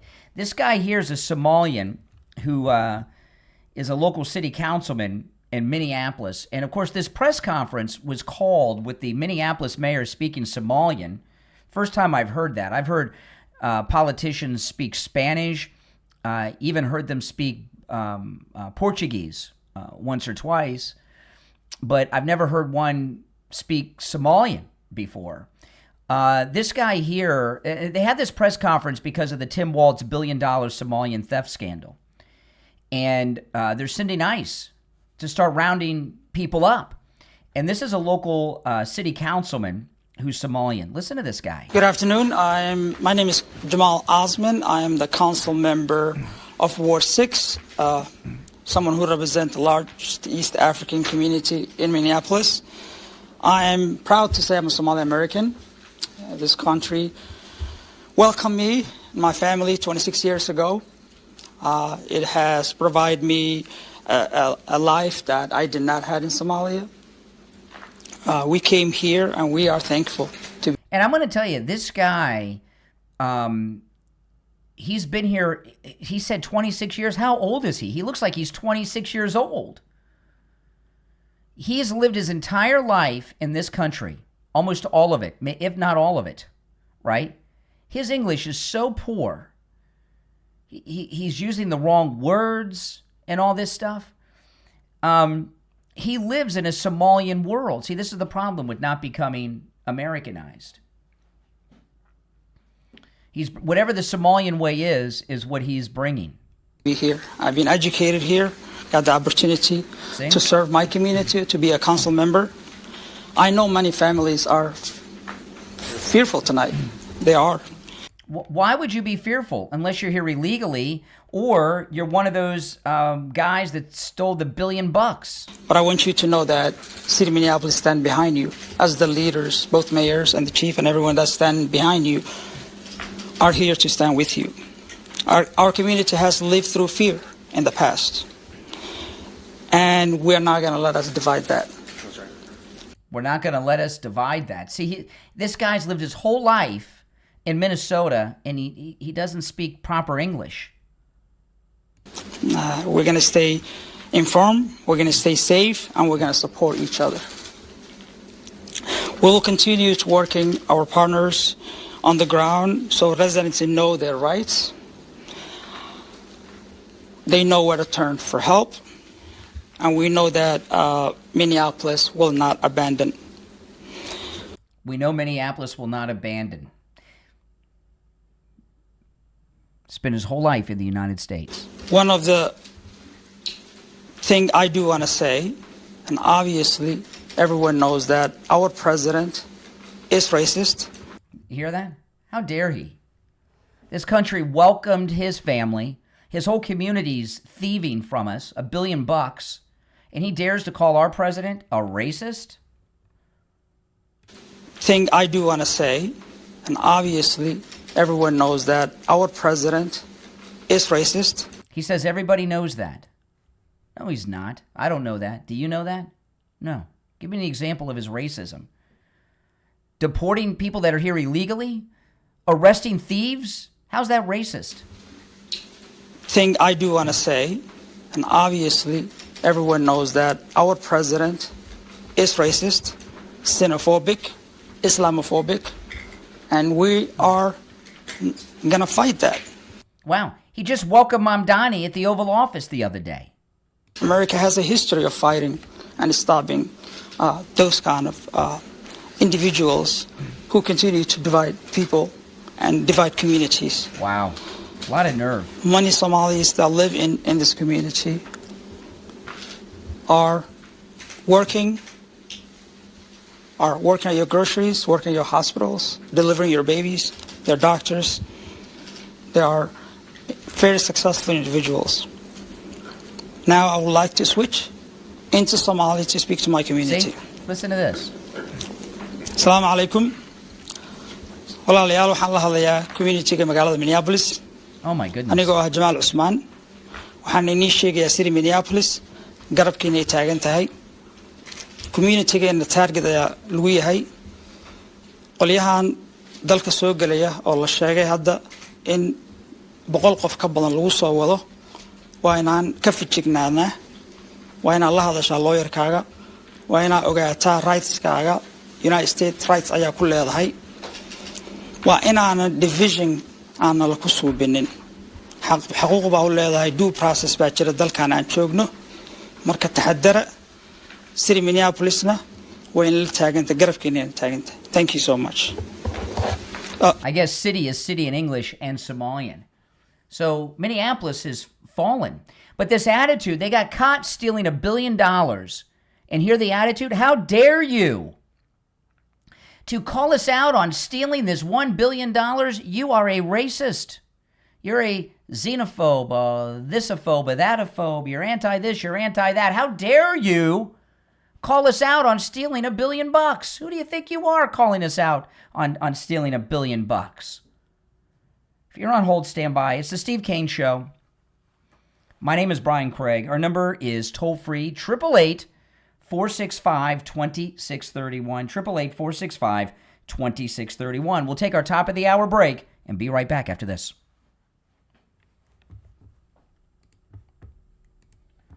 All right.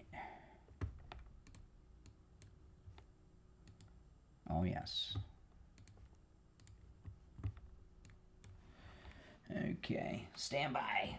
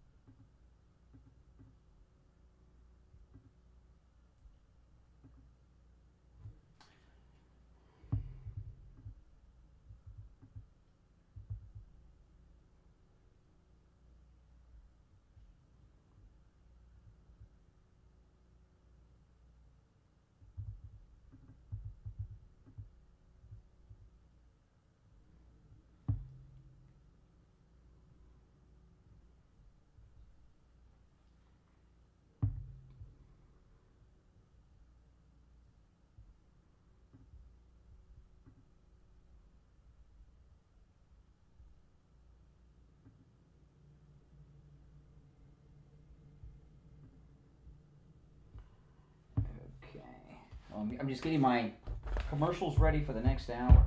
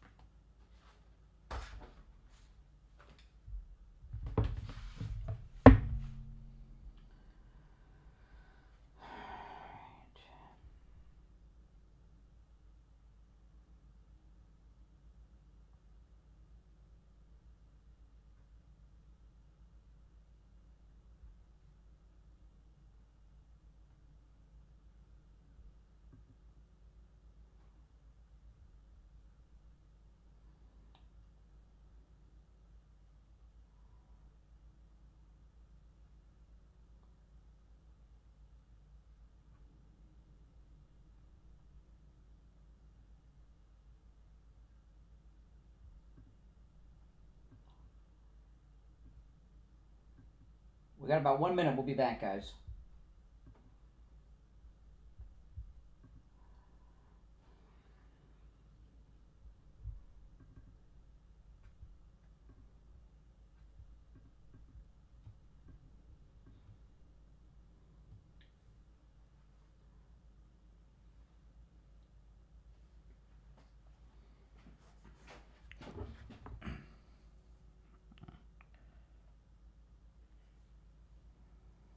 Less than 30 seconds.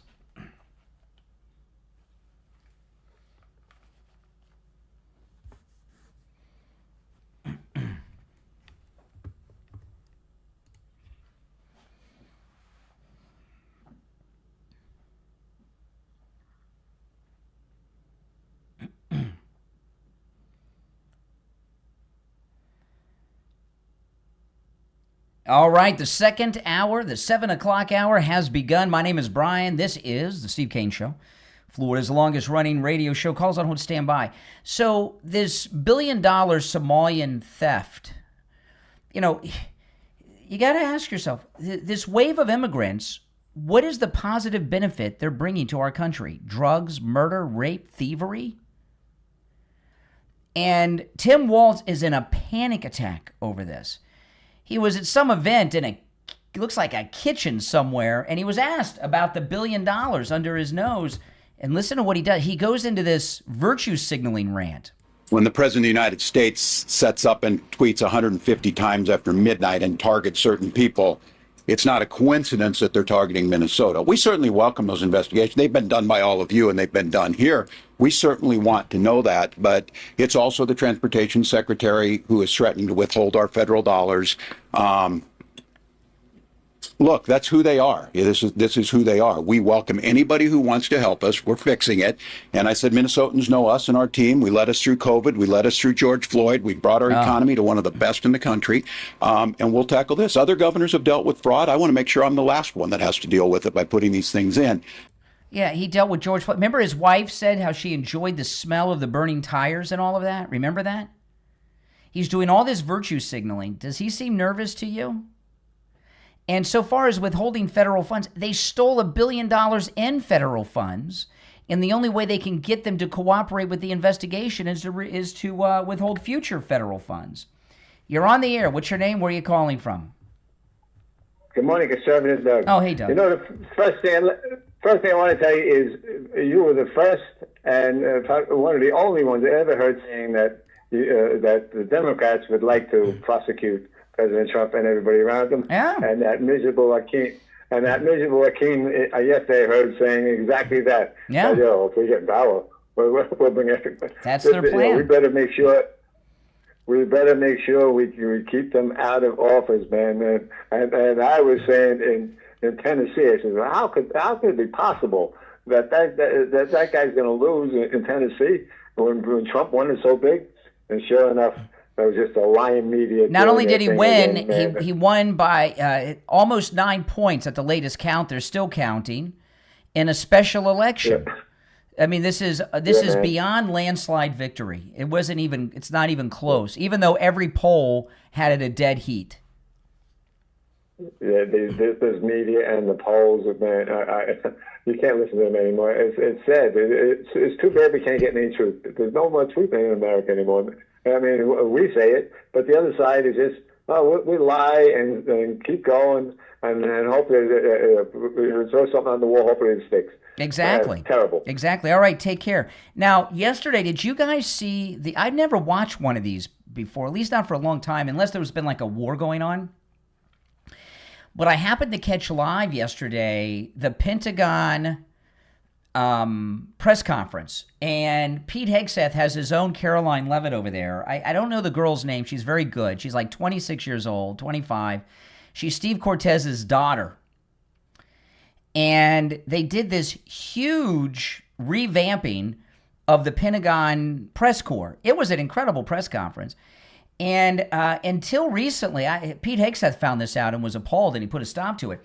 Members of the media could travel wherever they wanted to go in the Pentagon, where all the military is located. They could go into classified areas. Nobody stopped them, and it's been like this forever. So the Pentagon media is filled with Russian spies, Chinese spies, and who knows who else, right? And a lot of the mainstream media are boycotting the Pentagon press room now and won't send anyone there because they don't have free reign over all these classified areas. So I'm watching this press conference, and I'm looking at the people that are in there. The new press. Did you see this?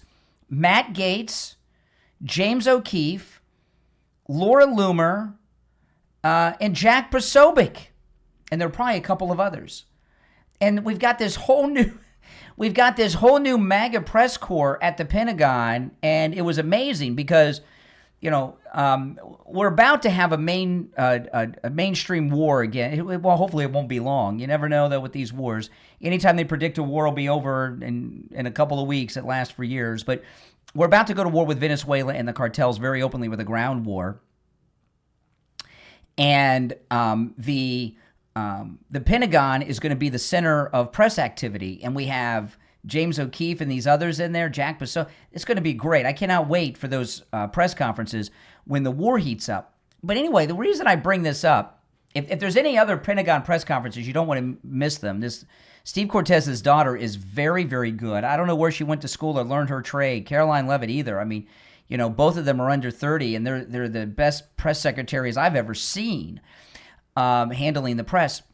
But they're all over Pete Hegseth for months over that Signal chat where somebody let that scumbag reporter in there, and they were talking about secrets being too loose, and they're not keeping things secret enough.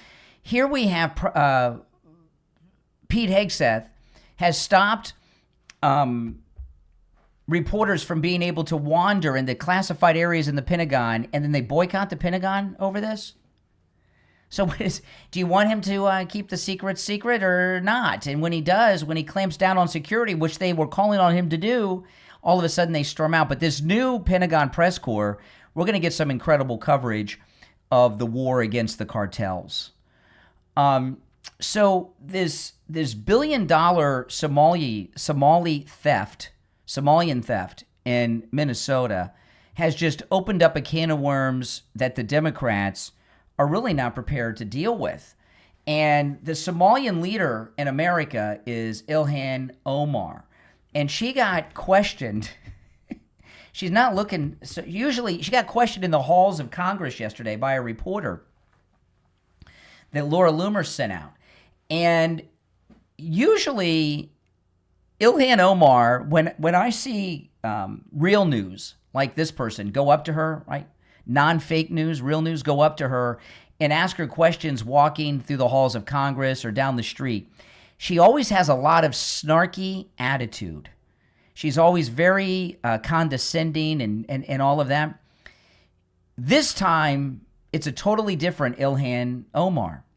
She is not happy. She looks and sounds miserable. She's not snarky. She's not making jokes. She's not laughing. She's not sipping on her Starbucks. She's trying to escape. Listen to this. This is yesterday. Congresswoman, do you agree with President Trump's assumption that you married your brother to get citizenship? Oh my goodness. Have you begun packing your bags for Somalia yet, Congresswoman Omar? Not going anywhere. So you're not? No, don't waste your energy on me. She's losing her cool. Do you have a message for President Trump? I will be here probably longer than Trump. Wait, do you have a message for President Trump? I'm like a quarter of his age. Do you have anything else you'd like to say to him? Some old man losing his mind. I don't know why he's obsessed with me. Interesting. Well, thank you, Congresswoman. Yeah, I hope he gets help. Thank you. See that? She totally lost her snarkiness. She was losing her cool with this guy. She really was. Because, President Trump's changed the game. When you're a black female Democrat, you're like James Bond. You have, in the past, you've had immunity to do whatever you want, and no one would ever hold you accountable. Like that Democrat congresswoman here with all those funds that she got busted with recently, right? So, this group of Democrats do all of these things because they had good reason to believe this. They would never be held accountable. Well, now they are.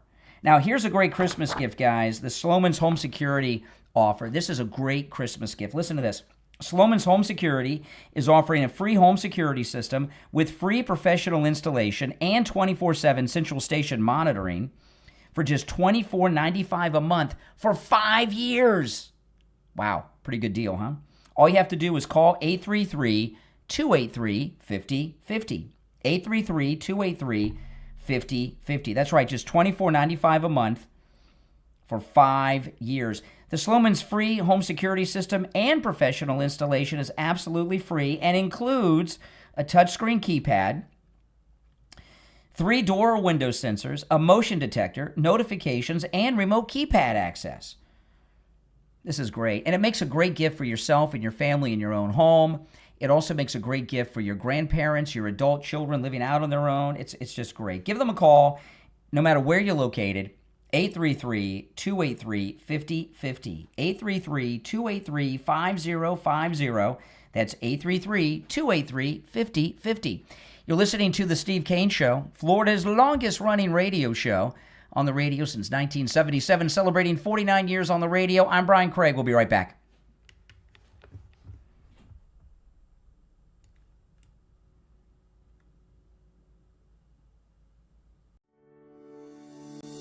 Are you ready to live with more purpose, more clarity, and more faith? Of course you are. But how do you do it? And where do you even begin? That's easy with the podcast, Living to Be. Conversations on purpose, faith, and meaning with host Reno Gevers. Living to Be will guide you through the most meaningful years of your life with wisdom, honesty, and grounded in spiritual insight. Each episode covers what truly matters, from guarding your mind in our noisy world to leading with integrity, why truth still matters in uncertain times, and why saying it is still important. Through real stories and powerful conversations, you'll gain the confidence to grow, to reinvent yourself, and to live with intention each and every day. Living to Be is available on all podcast platforms. Make sure to share the podcast on all your social media so your friends can tune in too. Start becoming who you were meant to be and add Living to Be. Conversations on purpose, faith, and meaning with host Reno Gevers to your podcast playlist right now. This is George Colony. I'm in a real estate business in Fort Lauderdale, Florida with Kai's Real Estate. I've been in business for 6 decades. People often ask me, what's the right time to buy or sell real estate? To tell you the truth, it's always the right time. You just need to have the right advice from the right advisor. You could call me anytime because I answer my phone on the first ring. My number is 954-801-7320. That's my personal cell phone number. And I answer it on the first ring every time. Please give me a call. I'm happy to answer any question that you have. My cell phone number is 954-801-7320.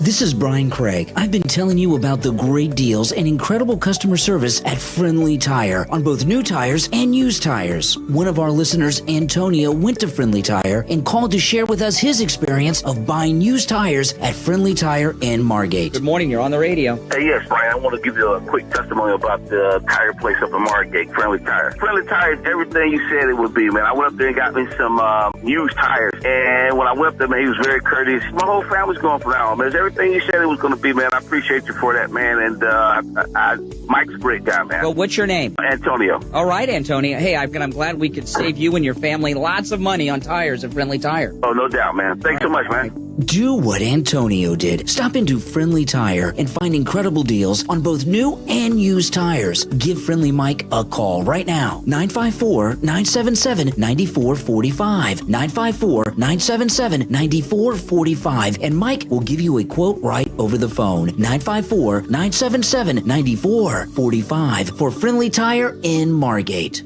This is Mark Laporta, son of Tom Laporta and proud second-generation owner of Laporta Roofing. As a military veteran who served in the Army after 9/11, I've brought the same dedication and discipline to our family business. At Laporta Roofing, we've been serving our community for nearly 4 decades, and we're committed to continuing that legacy of excellence. Our team specializes in all types of roofing systems, from shingles to tile, slate, metal, and flat roofs. We're the go-to experts for single-family homes, HOA communities, and condo associations. What sets us apart is our unwavering commitment to customer satisfaction. I've personally implemented systems to ensure you receive the best in customer service and workmanship. Don't miss out on our limited time offer for a free roof inspection. Call us now at 954 954-604-4602 or visit us at laportaroofing.com. Trust the experts who have been protecting homes like yours for generations. Again, that number is 954-604-4602. All right, we will be back in less than a minute. Oh, man, there's big stuff happening. I mean, this is like one of the greatest times, no doubt about it. Okay, well, I'm losing track here.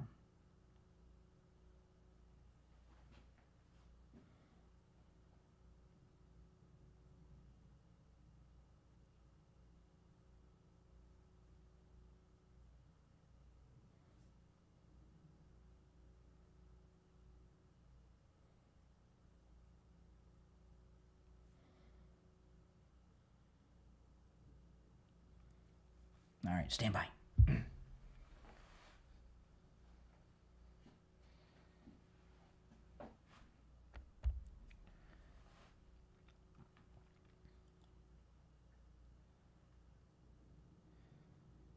All right, welcome back, everyone. I'm Brian Craig. It's the Steve Kane Show, Florida's longest running radio show. You know, something big is going on with Kash Patel, Bongino, and Pam Bondi. And Miranda Devine, have you guys followed this at all with Miranda Devine? Miranda Devine, who she's a writer with the New York Post. She's pretty well known. Most people know who she is that follow news and politics. She's a writer with the New York Post. She has a podcast, which is a very good podcast called Pod Force One, a take on Air Force One. And she's been interviewing everyone from the Trump administration. She's the author of that incredible book about Hunter, Laptop from Hell. She had a story a couple of days ago ripping Bongino and Kash Patel, mostly Kash, but Bongino too. And it was a really nasty column. And what Miranda Devine was,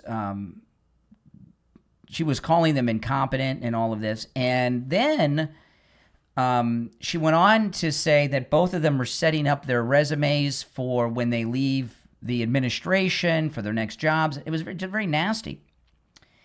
And most of us that are MAGA have been very impatient with the Justice Department. No getting around that, okay? There is. They've been doing a good job enforcing regular crimes. We're waiting for the lawfare. I get it.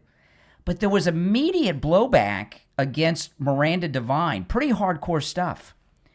And what Bongino came out first, so did Kash. Kash even went and did an interview with, gave a statement to Megyn Kelly going after Miranda Devine. Bongino came up with a nickname for her, Deep State Divine, which is very good and could very well stick, Deep State Divine. And then what came out yesterday is there's this organization of former FBI people, both agents and other support staff, who are coming out with some hack report from this retired FBI organization condemning the work of Kash and Bongino. And there's been major MAGA backlash from the Trump administration against Miranda Devine, which I'm really shocked. You know, her whole writing at the New York Post and her podcast are based around the unprecedented access she has to the Trump administration. So I don't know if she's still going to have that. I'll tell you another thing, too. I've noticed in the last week, there's been several major press conferences at the White House, right? From the Saudi prince to the one yesterday with the Dells and the cabinet meeting. You know who's been missing? Marjorie Taylor Greene's boyfriend, Brian Glenn. I don't think he's on vacation, but he, and I don't know if he's still in the White House press corps or not, or if Trump's just not calling on him. Is he being frozen out? Because in these press conferences before the Marjorie Taylor Greene betrayal, he was the first reporter called on by the president, and he was leading these press events quite often. So I don't know if he's on the way out. I don't know what's going on with Miranda Devine, but there's two things you put together, and there's something cooking here, okay? I don't know a single MAGA person that's not been frustrated with the Justice Department. Everyone in the Trump administration has been doing everything above and beyond expectations, except the Justice Department, right? Because we want these lawfare people brought to justice, right? But this blowback from the Trump White House against Miranda Devine tells me that something's cooking. And then we get this, now, I guess it was a week ago. Was it last week or the week before? I've lost track. But this Clinton judge, I think it was last week, this Clinton judge tossed out the indictments against Comey and Letitia James. This is CNN. FBI Director James Comey and New York Attorney General Letitia James to a grand jury. According to people familiar with the situation inside the Justice Department, it is expected to happen quickly, perhaps within a week. The court tossed out both the Comey and James cases. The judge found interim U.S. Attorney Lindsay Halligan did not have the legal authority of a prosecutor when the two were indicted. Joining us. Okay, so we're going to get 2 more indictments from another grand jury against both Comey and Letitia, and the Justice Department, without Halligan, is moving onto this. You put that together with what's going on with the Somalian stolen $1 billion, right? Also, the Sedition 6. I know everyone's calling them Sedacious 6. I like Sedition 6. The Sedition 6, and there's a lot of legal things that are being looked at there. It looks like there's going to be a big move with Bondi and Cash. I don't know what it is, but Trump has circled the wagons around them. So, and I know it's difficult. This is difficult for me, but Trump has circled the wagons around Cash, Bongino, and Pam Bondi after this Miranda Devine article that really ripped them. So that means we need to circle the wagons around them, because Trump knows something about what's going on that all of us are not privy to. What that is, hopefully we'll find out soon. But the Comey and Letitia indictments, those are exciting to me. All right, getting indicted again. All right, so that's all good news. All right, if you're on hold, stand by. Our number is 888-465-2631. 888-465-2631. If you're in pain, you don't have to be. Go see Dr. Appleton. His laser wave pain treatment doesn't just rid you of pain in some short fix. It actually repairs the damage in you that's causing the pain. That's why the 7 times that Dr. Appleton has rid me of pain, the pains have not returned, because he repaired the damage that was causing the pain.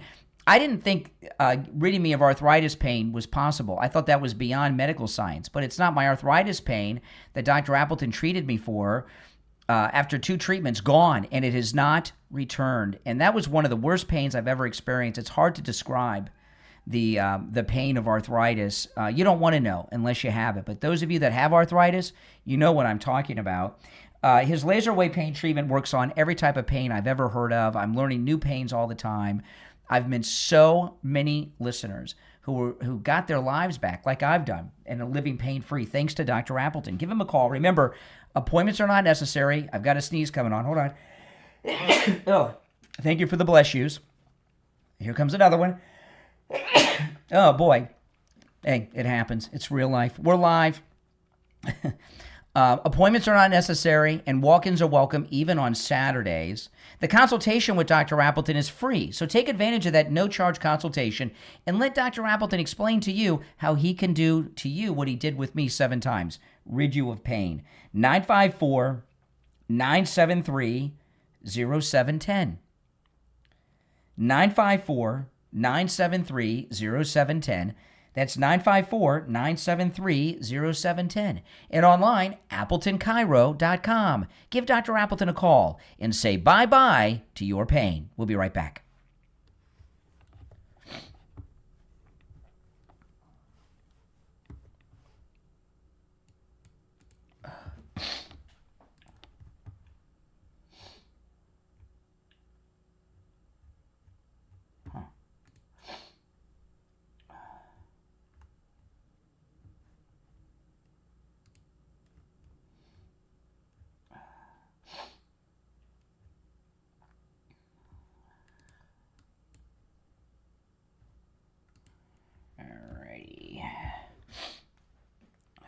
No, it's 87% approval, President Trump's approval.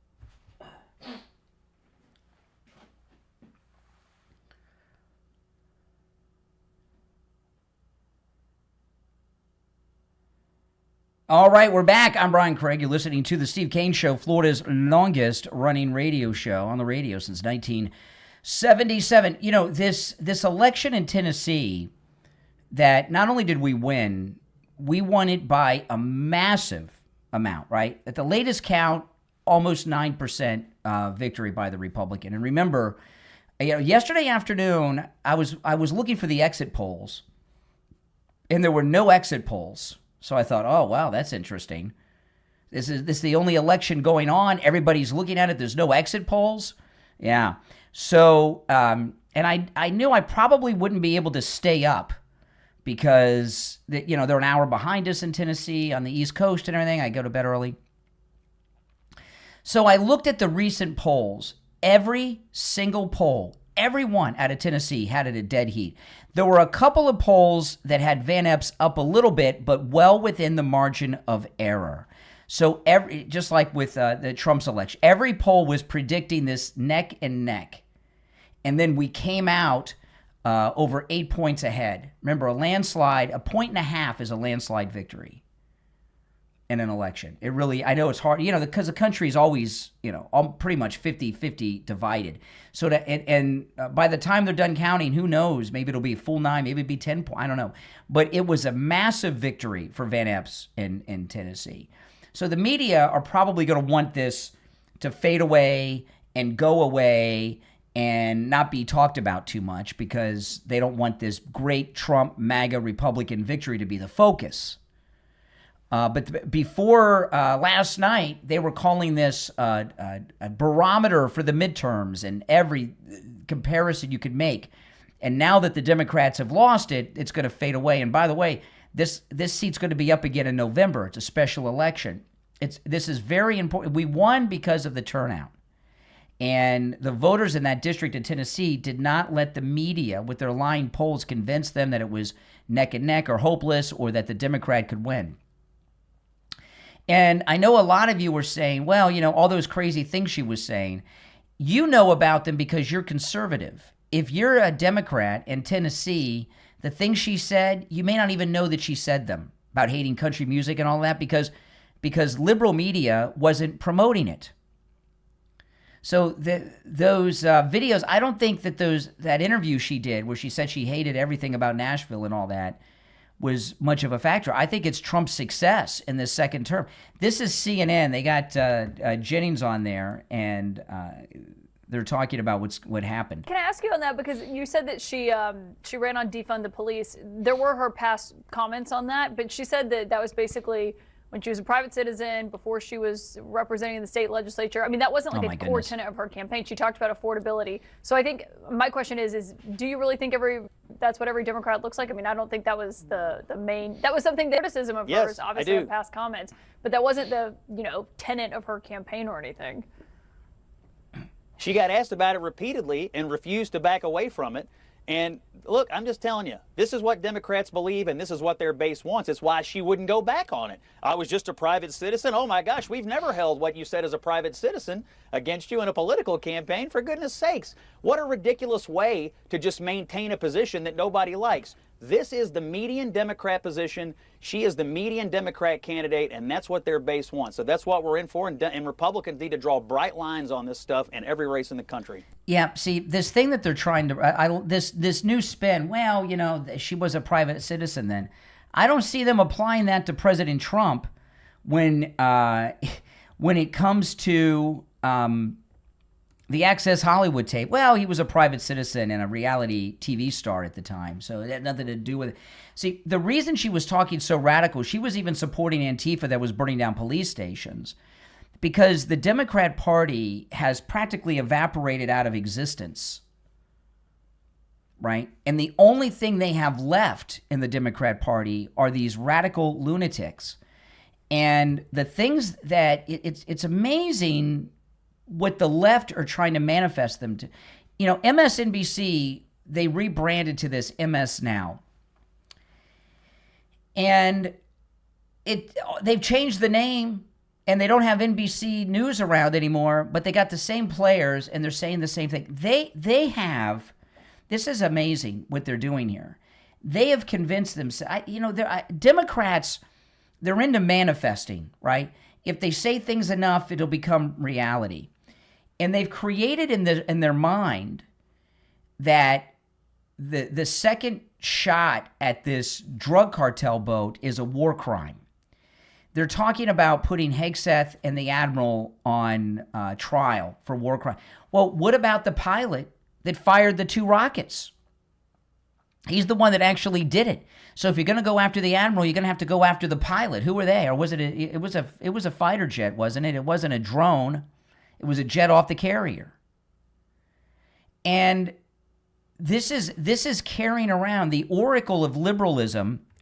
Rachel Maddow, she's on MS Now, talking about this. It's taking a step back from this, Nicole. I don't understand why we're going to war with Venezuela.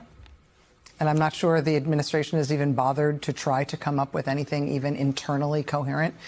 This really blows my mind because, obviously, Rachel Maddow here is a puppet of the deep state. She was the one who spent those 2 years or more promoting the Russiagate, right?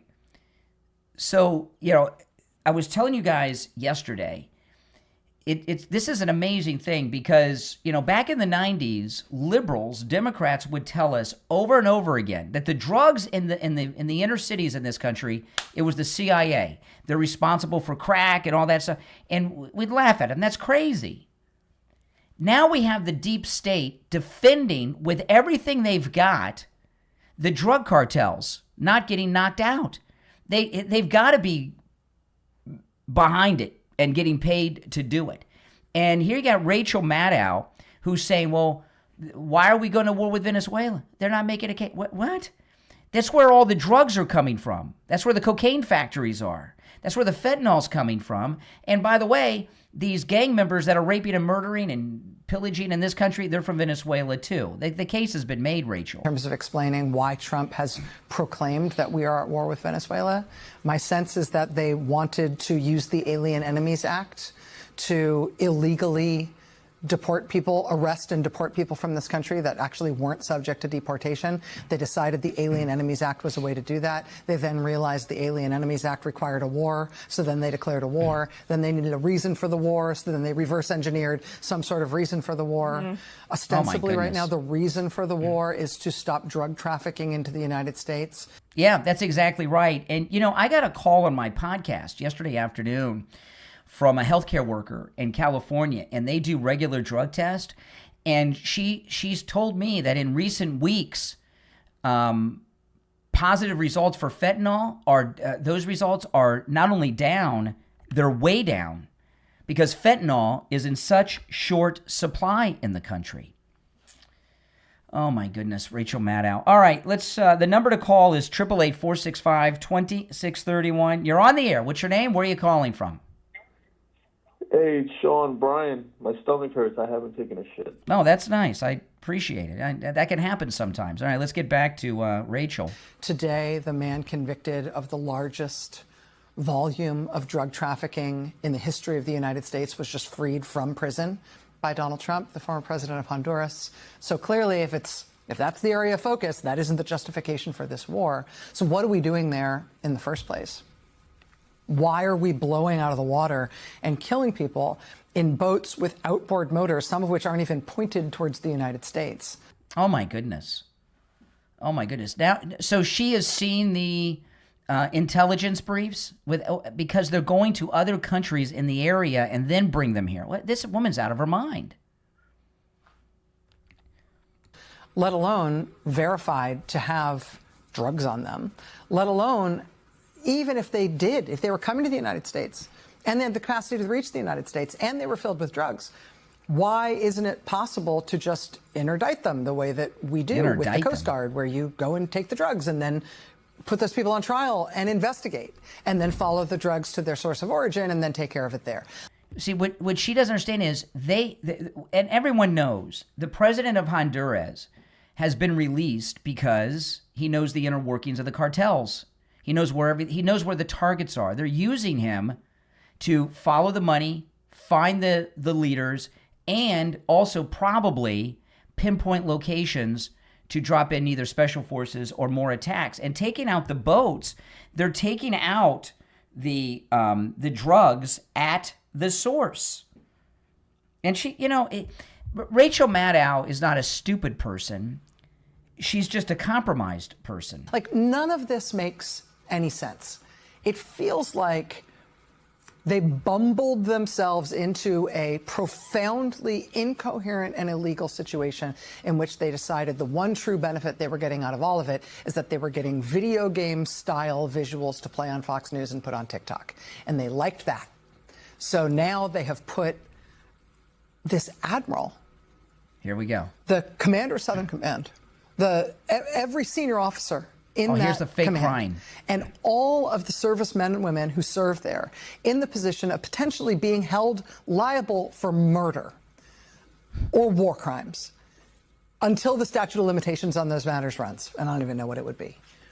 And by backing and bumbling and shambolically rambling themselves into this mess, I'm less worried about the fate of the bad guys who have gotten us here than I am about the good people who've been put in the way of this mess. And from Admiral Bradley on down. And it's a catastrophe. I think Pete Hegseth, it's impossible to imagine that he survives this as Secretary of Defense. I think he must resign, and I think Republicans will ask for that ultimately once they investigate this. Republicans are going to ask for Pete Hegseth to resign. She's what she is, Rachel Maddow, who's on like one day a week, she's their chief propagandist. They get her on to say whatever the deep state want her to say, whatever the DNC want her to say, and then the rest of the liberals repeat it, and it becomes their reality. They're living in a fantasy land. We have never had a military operation like this in any of our lifetimes that was so important to protect people in this country. The lady I was telling you about that called me, healthcare worker, that the drug test at her office for fentanyl are down. Rachel Maddow, in these liberal circles, they may not be in the fentanyl. Cocaine is also on short supply in this country. I haven't seen one news story to give us the inflation rate of fentanyl and cocaine in this country since this operation began. Wouldn't you like to know? All right, we're going to take our break. Oh, coastal weight loss secret. Here we are, approaching a week since Thanksgiving. You got any Christmas parties coming up? I got my first one coming up. You got your Christmas parties, your holiday parties, your New Year's parties, your family get-togethers, your family reunions during the holidays, whatever it may be, the Jewish holidays. You want to look great. You want to look thin. You have time to lose weight before all of these events. Remember, I lost 25 pounds in the first 3 weeks with Coastal Weight Loss Secret. They can help you no matter where you're located in the United States. Give them a call and schedule your no-charge consultation. 561-247-6300. 561-247-6300. And online, coastalweightlosssecret.com. We'll be right back.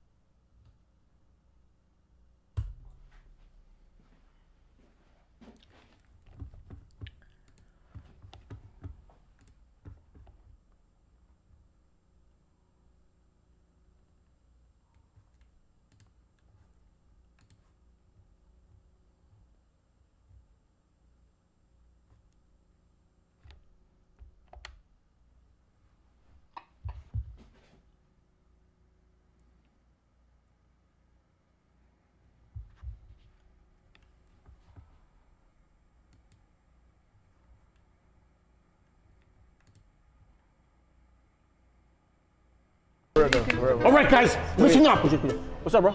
We finally got workers' comp. Well, and I should note that, I mean, you brought these 3 volumes. Yeah.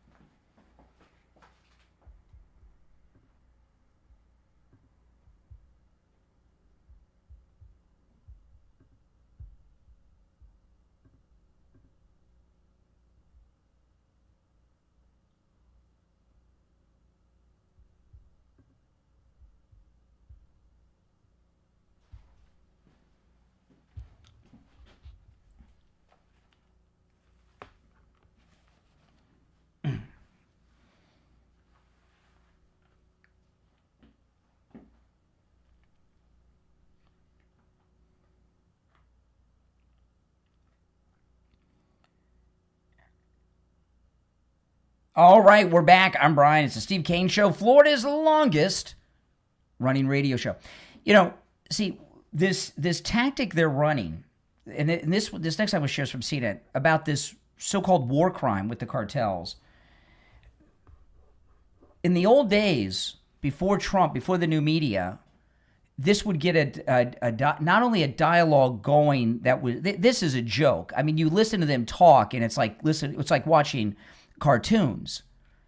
But before Trump came down the escalator, this war crime talk would have been considered real, and there would be congressional hearings already, even though it's a holiday period over it. And, you know, this is the importance of this special election we won in Tennessee. This is the importance of the midterms next year.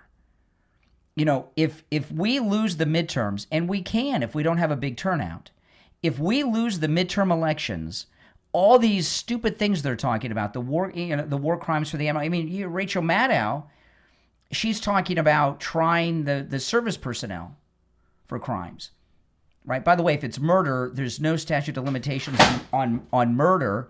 And so far as war crimes, how many times have you seen them pull a 90-something-year-old Nazi out of some neighborhood in Ohio or something and send them off to be tried in Israel? So I didn't know there was a statute of limitations on murder and crimes against humanity here, which is what they're accusing them of. But if the Democrats take back even one house, this entire country will be at a standstill. They'll make sure of it because they'll have endless hearings about garbage like this. These people are so compromised. I mean, you know, you're looking at a party who is actively defending the worst drug people in the world, the cartels. Listen to this. This is yesterday on CNN, right? This is that Senator King jerk. Listen to this. Well, and I should note that, I mean, you brought these 3 volumes. And Caitlin Collins, of course. Why did you bring these tonight? Well, because it's so relevant. This is something called the Department of Defense Law of War Manual. It's in 3 volumes. And the 3rd volume applies to this situation directly. See, I've never seen anything like this before. We had this is beyond the seditious 6. Here we got another senator. They're all coming out undermining the chain of command. See, you know, if there were crimes being committed, that's what the impeachment process is about, right? They could impeach a cabinet member. They could impeach a president. And if they were in power in the majority in the House, that'd be happening right now. First, let me say, this is a case where the law is very clear. The facts aren't. And we really need to get at the facts. Who gave what orders when? What was the nature of the secretary's order? What did he? You know, the last time this happened, you know what they're modeling this after? They're modeling this after Iran-Contra. And I can't remember the name of the Democrat jerk who was the senator from Hawaii that was the chairman of that committee that questioned Oliver North and some of the others. And he started using this unlawful order thing. And one of the big impassioned speeches from Oliver North was about this. And they were talking about the Nuremberg defense and following orders. You know, it's what Rush always says, the Democrats, they got an old playbook. This is a play we haven't seen in a long time. but it's a play that they are making. To get at the facts. Who gave what orders when? What was the nature of the secretary's order? What did he say? What order did he give to the admiral? Then what did the admiral do? What did the secretary know about the strike? All of those things are very relevant. The problem comes in what the result was, which allegedly, again, we'll wait to get the facts, but it appears that 2 people survived the initial boat strike, and they were in the water hanging on to the wreckage of the boat, and the special forces went in and killed them. That's against the law. That's a war crime. That's a stone cold, clear war crime. And what's interesting is you go into this to the look at this, the manual that they got is the supposed war to crimes govern what we manual. do, and I hate reading on the air, but I'm going to in this case. Please do. Section 18.3.2.1, clearly illegal orders to commit law of war violations. The requirement to refuse to comply with orders to commit law of war violations applies to orders to perform conduct that is clearly illegal, or orders that the subordinate knows in fact are illegal. By the way, that's what the senators and the congressmen were saying. You don't obey illegal orders. For example, I'm reading, orders to fire upon the shipwrecked would be clearly illegal. Okay.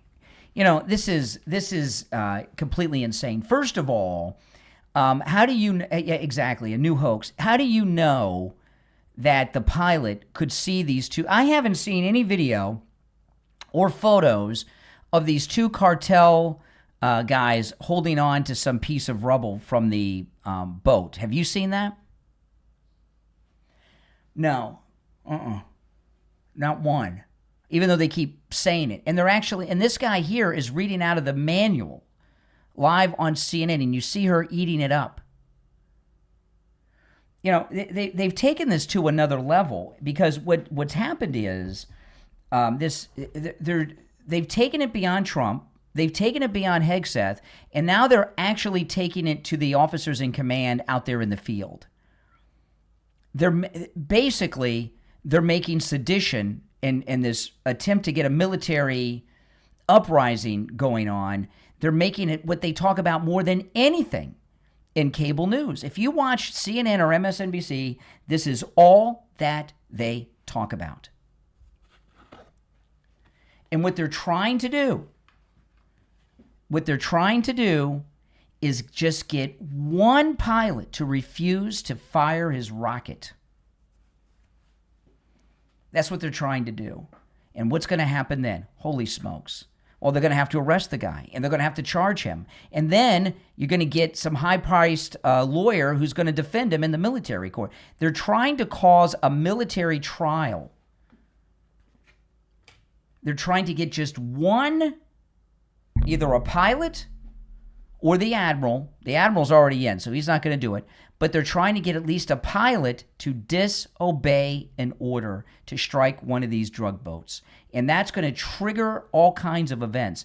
And, you know, I don't know if they've done it, but there needs to be a media blackout on all military installations from the mainstream cable news. CNN, MSNBC needs to be shut down. These people in the military do not need to be seeing this stuff. I mean, what are they to do? You know, what would you be thinking? You're in the military, you got CNN on, and they're telling you that if you follow the orders of your admiral, that you're for this mission you're going on in a few minutes, that you're going to be tried for murder and war crimes, that you're violating the Geneva Convention, and you're just a guy who's spent his whole life becoming a pilot, you got a family, what happens? They're causing all kinds of problems. But that's what they're trying to do. They don't have an incident, so they're trying to create an incident. And if they get one person to refuse the order to fire, either from the admiral or from the defense secretary or the president, that's going to trigger a whole series of events that would blow up. Because if someone refuses the order, as soon as they land, they're going to be arrested. Yes, you know what this is? You know what they're doing? What they're doing is what the Japanese and the Germans did in the Second World War, right? Tokyo Rose, I forget, Axis Sally, Tokyo Rose. You know, they had these Americans that were either Japanese or German, and they were broadcasting on the CNN and MSNBC of the day, and that was on the radio, all kinds of misinformation to undermine troop morale. And you know what happened to Tokyo Rose? After the war, she was arrested and she spent 10 years in the federal penitentiary. I don't know if they got Axis Sally, but they got Tokyo Rose. 10 years for what she was doing. And that's what they're doing. All right, we're coming up on the top of the hour. If you're on hold, hang in there. If you'd like to call in, please do. The number, your thoughts on this, I very much like to hear. I mean, is what Rachel Maddow and Caitlin Collins, is there any difference between them and Tokyo Rose? 888-465-2631. 888-465-2631. Who's committing the war crimes? Right? Our Navy or Caitlin Collins? And Rachel Maddow and the rest of the crew. 888-465-2631. I want to talk about Friendly Tire in Margate. You know, at Friendly Tire in Margate, new tires are a great Christmas gift. I don't know anyone who would not appreciate a new set of tires. So, you know, your kids, your mom, your dad, you get them a new set of tires, they'll be very happy, believe me. You know, at Friendly Tire in Margate, you can get new tires out the door and on the road for as low as $75 a tire. Remember, Friendly Tire doesn't charge you to mount the tire, balance your tire, or dispose of your old tires. That's $75, right? As low as $75 on new tires. That's on common tires that fit some of the most common vehicles on the road. Used tires, as low as $35 a tire. And that's the same as well out the door and on the road. New tires as low as $75 a tire. Used tires, these are good used tires too, as low as $35 a tire. Give Friendly Mike a call. He'll give you a quote right over the phone. 954-977-9445. 954-977-9445. That's 954-977-9445 for Friendly Tire in Margate. Callers on hold, you stand by. You're listening to The Steve Kane Show, Florida's longest-running radio show. On the radio since 1977, celebrating 49 years on the radio. My name is Brian Craig. We'll take our break for the top of the hour, be back with your calls and much more right after this. Don't go anywhere.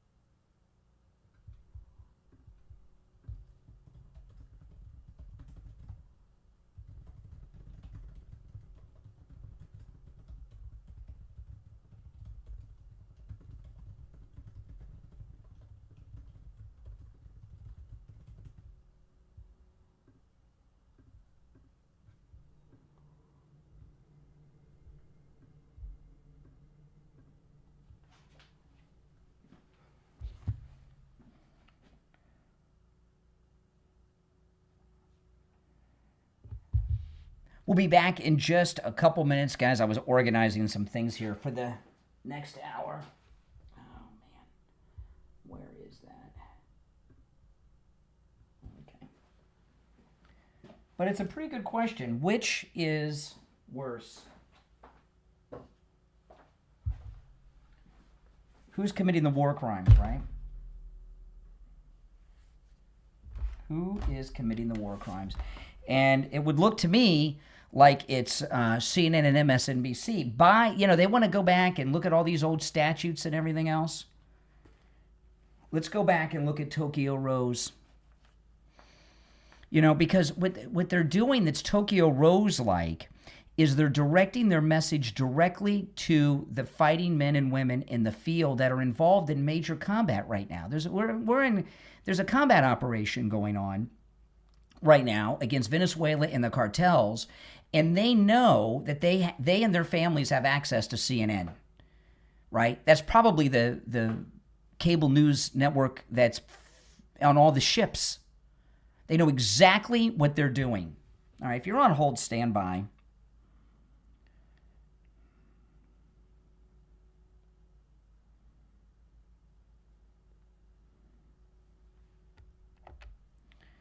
I'm going to go to the phones when we get back.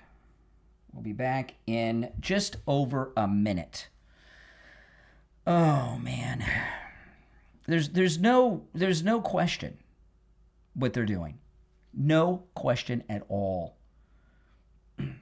See, what got Tokyo Rose in trouble was, she was working for the enemy, which they're doing, but she was being held prisoner. These are free people, so it's worse. But Tokyo Rose was giving misinformation directly to our fighting men. We didn't have fighting women then, right?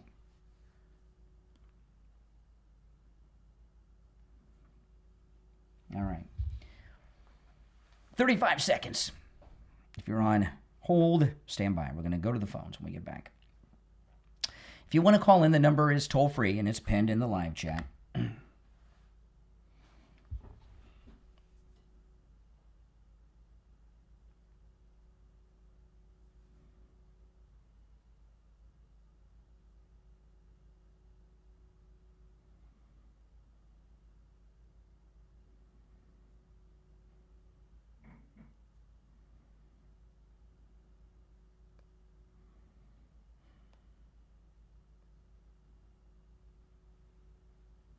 All right, we're back. The 8 o'clock hour has begun.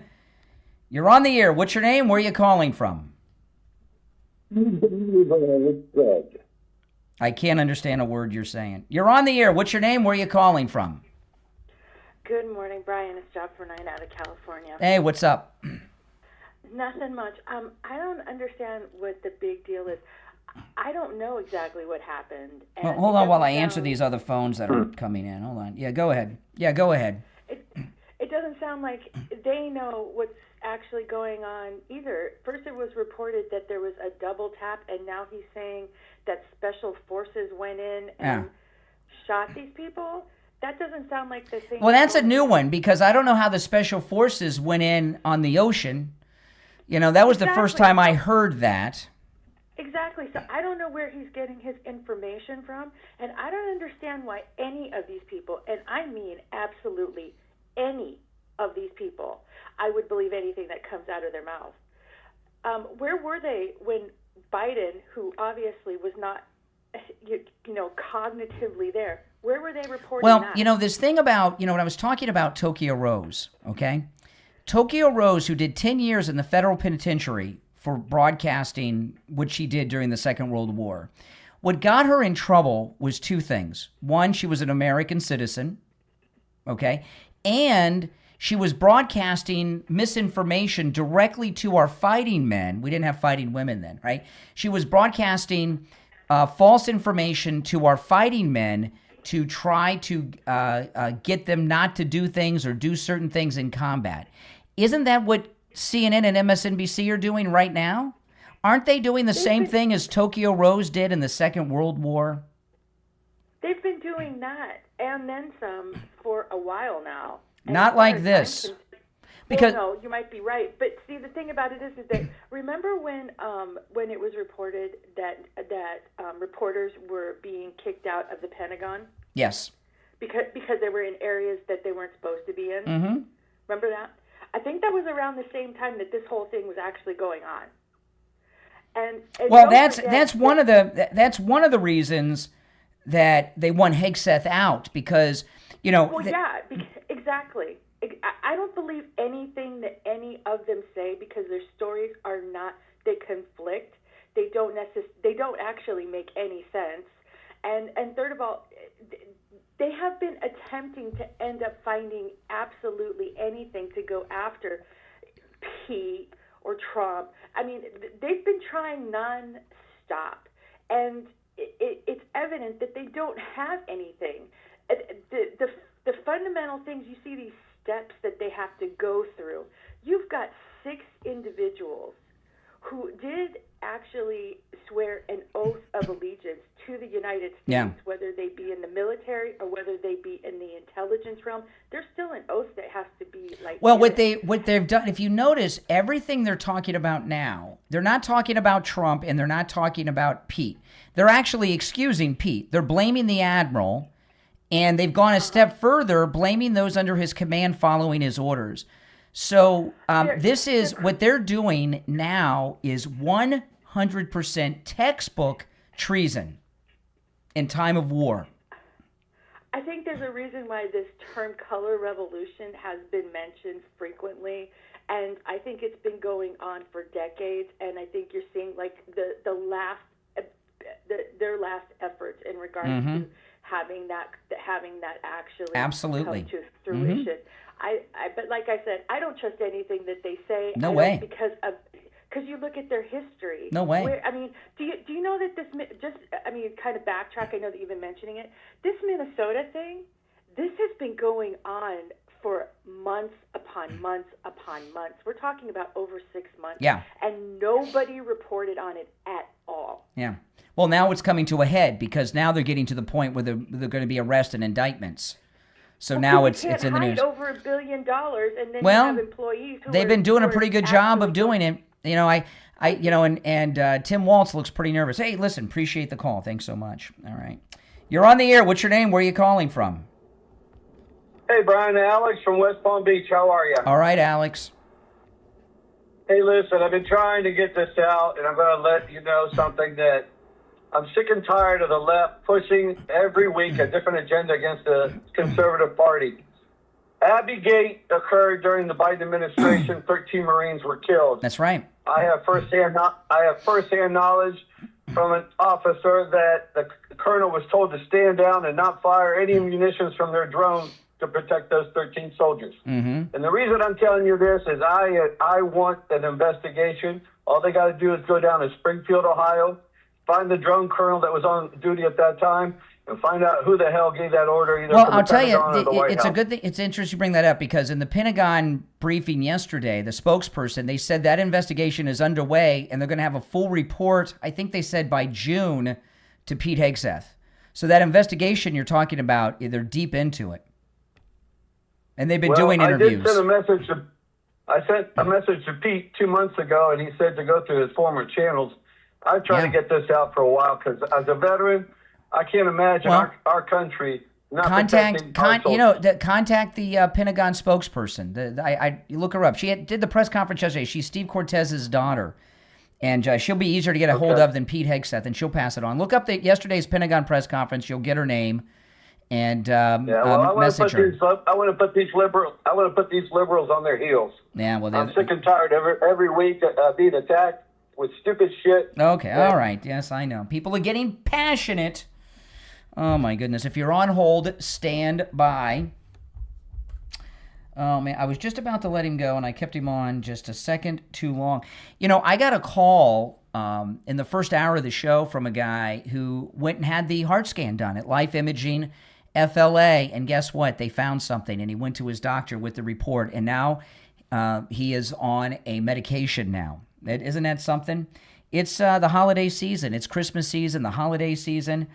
This is a time of family. It's a time of celebration. But as crazy as it is, December is the deadliest time of year for heart attacks. In fact, according to the American Heart Association, more people die from heart attacks during the last week of December than at any other time of the year, with Christmas Day and New Year's Day being the most dangerous, stress-wise, I guess, that time of year causes these heart attacks. Food, stress, alcohol, the weather all contribute to this spike.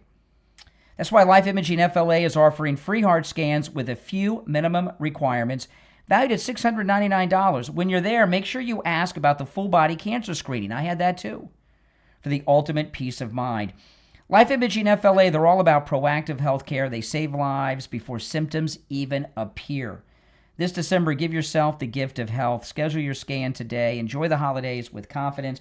Or like the listener that called up earlier in the show, who had a heart issue, find out about it now. Go to your doctor and have it treated like he's doing with medication. Give them a call. Now remember, Life Imaging FLA, they have locations in Palm Beach County, Broward County, and Dade County. Pick up your phone and call pound 250 and say free heart scan. You'll be connected in seconds. That's pound 250 and say free heart scan. Pound 250 and say free heart scan. You'll be connected in seconds. All right, we'll take our break and be right back.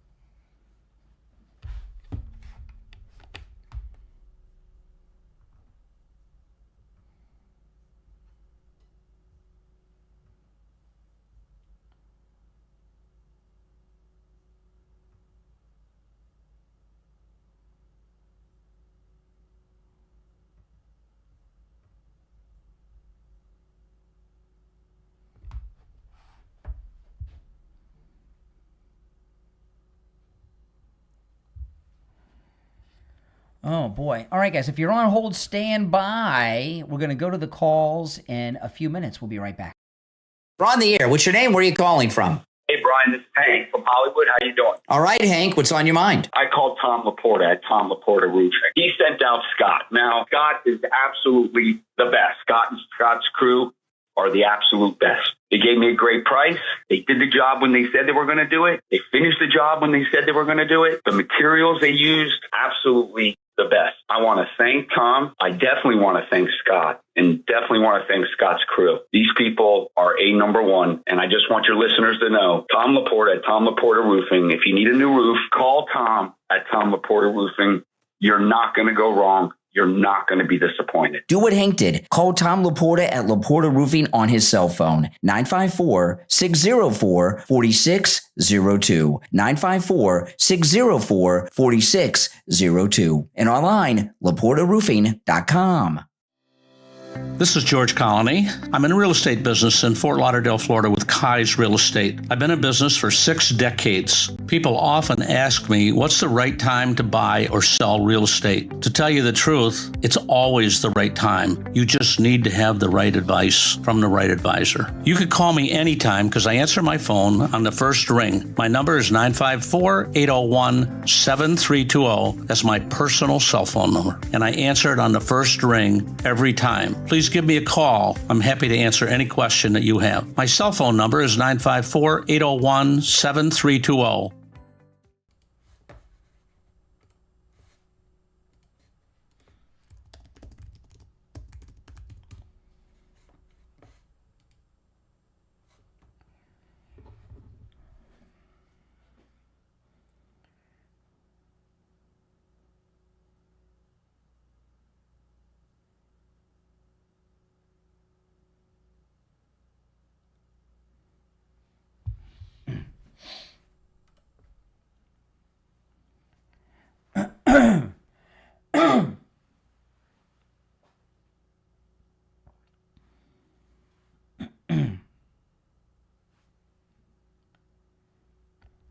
All right, and it's time to check in with Attorney Barry Siegel from the Siegel Law Group. Attorney Barry Siegel, good morning.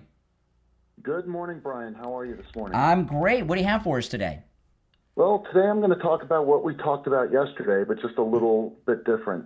Yesterday we talked about the Medicaid planning, and for those of you who may be dealing with a need for care yourself or for someone you love, we talked about making sure that you are aware that Medicaid can help offset a significant amount of the cost of the long-term care, so you don't have to spend down your assets and potentially go broke. But what I wanted to talk about today is the same thing, except for those of you who just want to make sure that you are in good shape to qualify in the future. There are some things that we can do now, at least look at it, so we can do a free long-term care audit and review your situation to find out what it is that you may need to do in order to get eligible in the future. It might just be something as simple as the right power of attorney or how your real estate is titled, or there's several different things that could be possibilities, or we might end up telling you, hey, you're all set, there's nothing you need to do now, just call us when, God forbid, the time comes when you're ready, and we'll be able to help you then. So, but at least you'll have the peace of mind to know that you're prepared. That's absolutely correct. And the worst thing is to not be prepared. And since the Siegel Law Group, you offer free in-office consultations and free reviews and all of that, there's no reason not to be prepared. Give the Siegel Law Group a call, 855-FLA-3782, 855-FLA-3782, and online at SiegelLawGroup.com. That's SiegelLawGroup.com, spelled S-I-E-G-E-L. All right, Attorney Barry Siegel, we'll talk later in the week. All right, thanks, Brian. All right, take care. All right, back to our phones we go. You're on the air. What's your name? Where are you calling from? My name is Prince Vangelis Konstantinos Kyriakos. Just call me Ange. Okay. For short, okay? Yeah, whatever. I am a big MAGA fan, and I voted for President Trump 3 times, and I am originally from Miami, Florida. I'm from back home in Canada, but I was transplanted to Miami from with my parents when they were alive. Okay. And I went to school, University of Miami, graduated 10th. Okay. Now, I want to find out what's going on with Zoran, because I got family in New York. And I've got children, and I have a grandson, and I'm worried about my kids. They visit New York every now and then. Yeah. I wonder if they're safe. No, they're not. They're not. Get out. You know, but Zohan, are they Jews? No, they're Greeks like me. Okay. They have a very well, nasty they're temper. safer if they're safer than if they're Jews. But the problem is Zohan Mamdani is talked about legalizing a lot of crimes. So there's an expected crime wave coming. So Why? no, get He's out. not waiting. Tell them to get the hell out. Yeah. Well, they were raised in England. My family was born in Miami, but they were raised in England by the royal family itself. Yeah. Because I have a very big history between me and the royal family. Oh, okay. I don't know if you have heard of this. 1990, Queen Elizabeth visited Miami. Have you heard of it? I don't remember that happening. I was here then, but I don't remember it. But, I take your word. You could Google it. You'll see me in there with her. Really? Wow. You'll see me in there with her, yeah. With anyway, Queen Elizabeth? Like where? If I look yes, it up, that's my where'd you aunt. meet her at? That was my aunt. She was all over Miami. Oh, okay. Wow. Yeah, she visited just before my father died. Wow. Anyways, like I said, I'm Pretty a very cool. big MAGA fan, and I am a big Trump fan. Well, that's good. And I will vote for him again till the day I die. Yeah, me too. Well, get your family out of New York, all right, before Mamdani becomes Don't mayor. worry, they have bodyguards. I have bodyguards. Where I'm from, Canada, I have security here 24/7. Well, that's good. They were ordered by King Charles to Ah. protect me and my family. Okay, all right. Appreciate the call. Oh, my goodness. You're on the air. What's your name? It's the holidays, guys. You're on the air. What's your name? Where are you calling from? It's Greg. Yeah, speak up. I can hardly hear you. Hey, good morning, Brian. It's Greg. Oh, hey, Greg. Yes. Listen, you know what? two items I like to talk about. The second one, well, you'll hold probably on. hang up Hold on me. a second. Let me answer these other lines that are coming in. All right, you said the second one I'll probably hang up on you. All right. What's the other All right, one? But let's go through the first one. I'm all for this $2,000 quote unquote dividend, right? Absolutely. Okay, now I know you're not strong point on details, but no one is. We don't know all the details. When is that? Why would you announce something when you don't know the details? President Trump said yesterday. He's talked about he's talked about it many times. Yesterday and over the weekend, he both said sometime over the summer. Sometime over the summer. And how old do you have to be to get this? Well, we haven't gotten into that. We don't know. Right. So there haven't been details. Like, are my 17-year-old son going to be able to get this? I would hope it would be. I would hope it would be taxpayers. Like when Bush gave a rebate, it was like $300 or $600, something like that. It was for taxpayers. So if you're a kid, if you're a teenager, and you're working and you're earning enough to file income taxes, I guess maybe you'd get it. I don't know. I know. See, that's the problem. We don't know details. We will know the details before the money comes. But you and I hopefully will be getting it. I don't know what the income cutoff's going to be or anything.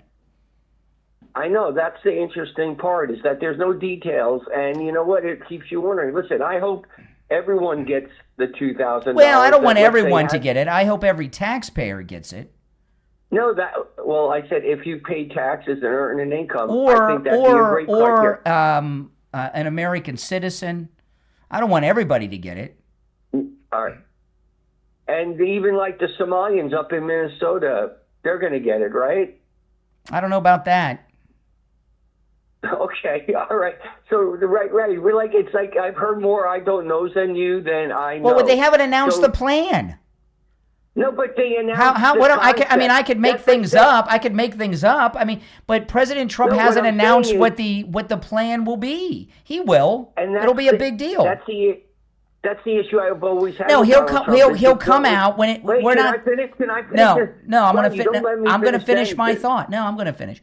He'll come out and have a press conference like he did yesterday with the Trump accounts with Scott Bessent, and they'll announce who's getting it, who's not getting it, and how it's going to work. You know this. Come on, don't play stupid. All right, well, hopefully, listen, I'm agreeable with if it turns out that taxpayers are going to get $2,000, I would love it. Now, here's the second topic, and I know you'll get the Lancy.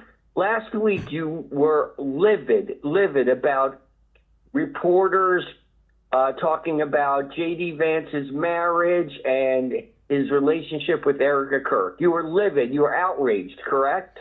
Well, yeah, talking that way about a widow is disgusting. No, not even the widow. J.D. Vance's marriage. Were you livid about that there may be trouble with his No, that's marriage? not exact. No, what the story was that I was livid about. Yeah, and it's pretty disgusting. They put out a fake story. You know, when JD was on stage, let me lay it out, okay? When JD Vance was on stage, Erica Kirk gave him that hug and put her hands on the back of his head, which, you know, is a big no-no to do to a married man if you're a woman. But, you know, she's a grieving widow, you know, and she's not thinking clearly. So they started this false narrative that Erica Kirk is pregnant, that she was impregnated after Charlie's assassination, and they were implying that J.D. Vance was the baby daddy. And I was pretty disgusted and livid about that. But you were upset. Listen, now you're lying again. That's the problem. I'm You not. lie consistently. You can go back and listen to that show. It's archived online. Wait, let me finish, Brian. You don't let me finish actually half a sentence. You were upset when they were talking about J.D. Vance's state of his marriage. How do they know? What are they talking about, the spouse? And guess what?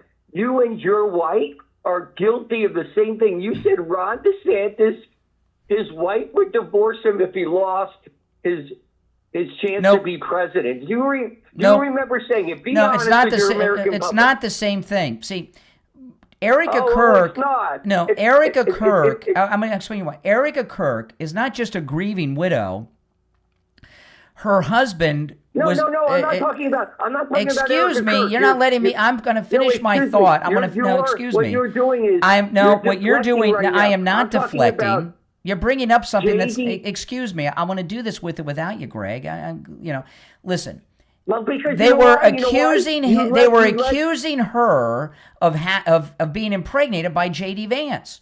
And that's that's not what I said about Ron DeSantis. I think, well, listen, you think it was appropriate then? We'll even pinpoint it just down to you now. Forget your deflection to Eric. That's what you do. Because you still stand by, you and your wife, because you said it was your wife's idea, the brilliant one, that she would divorce him after not getting the presidency. Well, all hopes.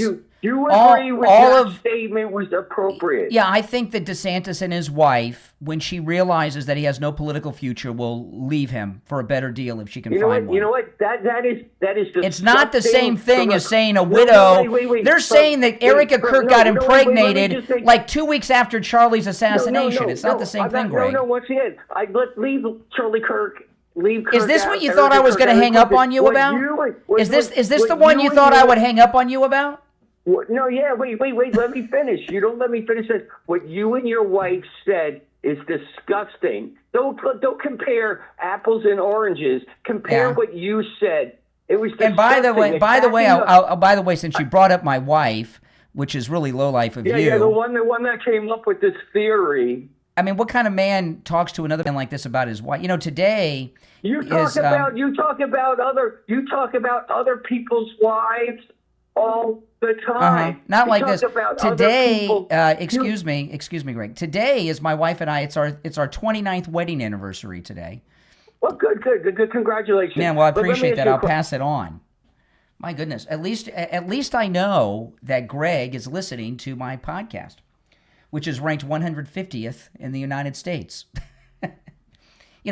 But people think 150th, why are you bragging? There's 10 million podcasts. I'm not exaggerating. 10 million podcasts on Apple Podcast and Spotify alone. And I'm 150th. Pretty good, huh? All right. Oh, coastal weight loss secret. Oh, I did not gain any weight over Thanksgiving. Proud to report, didn't gain any weight over Thanksgiving. I'm very excited about this.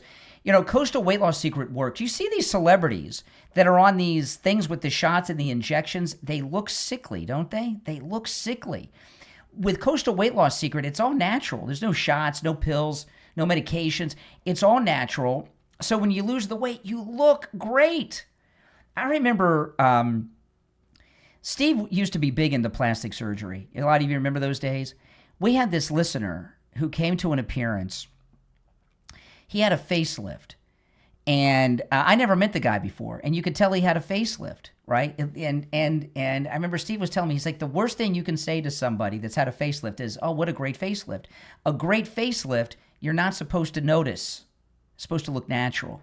Well, that's the difference between coastal weight loss secret and all these people that are on these shots, injections, pills, and all this stuff. I look great. I look natural. These other people, they look physically ill because that's just not how you're supposed to do it. Call Coastal Weight Loss Secret. I lost 25 pounds in the first 3 weeks. You have time to lose weight before your Christmas and your holiday and New Year's party. They can help you no matter where you're located. Schedule your no-charge consultation by calling 561-247-6300. 561-247-6300. And online, coastalweightlossecret.com. We'll be right back.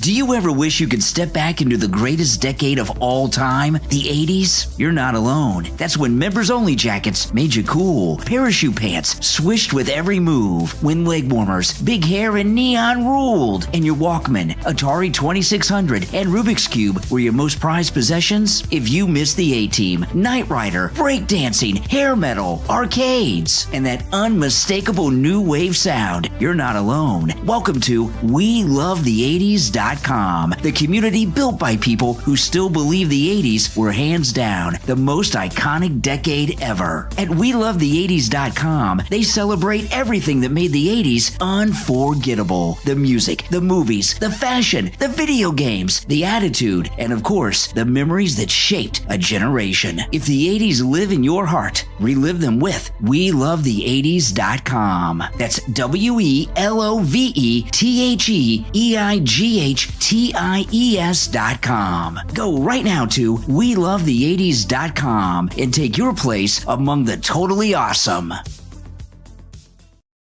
We're on the air. What's your name? Where are you calling from? Hey, Brian, this is Hank from Hollywood. How you doing? All right, Hank, what's on your mind? I called Tom Laporta at Tom Laporta Roofing. He sent out Scott. Now, Scott is absolutely the best. Scott and Scott's crew are the absolute best. They gave me a great price. They did the job when they said they were going to do it. They finished the job when they said they were going to do it. The materials they used, absolutely the best. I want to thank Tom. I definitely want to thank Scott, and definitely want to thank Scott's crew. These people are number one, and I just want your listeners to know, Tom Laporta at Tom Laporta Roofing. If you need a new roof, call Tom at Tom Laporta Roofing.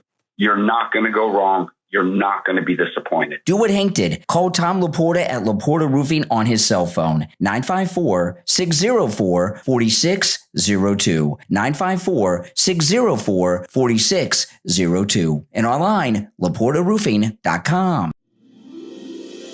In a world where gifts are predictable and mugs are just mugs, one Etsy shop dares to be legendary. From epic movie poster mugs to face-melting rock and roll mugs to Christmas mugs so festive they may cause spontaneous jingling. This holiday season, unleash the perfect gift for the fan, the collector, the caffeine addict, or the person who simply deserves something awesome. Don't just give a mug, give a moment, give a masterpiece. Visit the Etsy store, loveitlistings.etsy.com. Before the credits roll. That's loveitlistings.etsy.com. Loveitlistings.etsy.com. Start shopping right now. All right, we'll be back in about 30 seconds. Do you see any similarity between accusing a widow whose husband was brutally assassinated in 4K on television being impregnated by the vice president and these other discussions? I don't see the moral conflict that Greg was talking about. All right.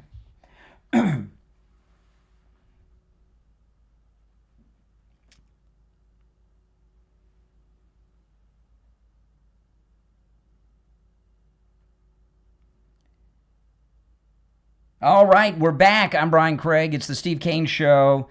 You know, I just don't quite get the moral equivalence that Greg, too, there was talking about. They're saying that Erica Kirk, whose husband was the most brutal televised assassination of a political person in history, because none have ever been seen in such in 4K like that. That within 2-3 weeks after the assassination, she's been impregnated by the married vice president of the United States. I don't see the moral equivalence that Greg was searching for. But, you know, there's a lot of people out there with Trump derangement syndrome, and there's a handful of people that have a very rare condition known as Brian Craig derangement syndrome. You're on the air. What's your name? Where are you calling from? Good morning, Brian. It's Mark from New York. How are you? All right, Mark from New York. What's on your mind? Hey, you know, I never thought I would agree with you, but I do. I don't think a true gentleman could talk about another man's wife. That's disgusting, isn't it? That's not what I said. We were talking about a widow who just recently lost her husband, who they're saying was impregnated by the vice president. That is different when you're talking about a grieving widow of Charlie Kirk than just in general political people. No, it's not the same thing. But go on with your whatever you think you're doing. Well, Friday you said, Brian, you said, gentlemen, don't talk about other men's wives. You didn't say that. It was a direct quote. I wrote it down. And then you said, you don't talk about people's wives. You know who talks about people's wives? Liberals. That's what you said. Those are your words. I wrote it down. Since you wrote it down and have such great notes, which is really interesting. I've not heard someone tell me that they write down things that I say before. You really do that, or you just made that up? No, I really wrote it down. Okay. I have it right here. So what context did I say that in? Context is everything. What specifically did I say connected to that? You were talking about how someone was talking about J.D. Vance's wife. I don't remember the this was not about J.D. Vance's wife. None of this had to do with J.D. Vance's wife. We're talking about the widow of Charlie Kirk. that they were accusing of being impregnated by J.D. Vance after Charlie was assassinated. Why was it saying anything about criticism of J.D.'s wife? What's her name? Usha? Oh. I wasn't talking about her at all. No, she's fair. That's different than that you don't talk about. You say you don't talk about other men's wives. Do you agree with that, though? No, I was talking about, as an example, I was talking earlier about Rachel Maddow. She's another woman's wife. No, what I said is when you're talking to and like if you were talking to me or I'm talking to you, it would be inappropriate for me to talk about your wife. Correct.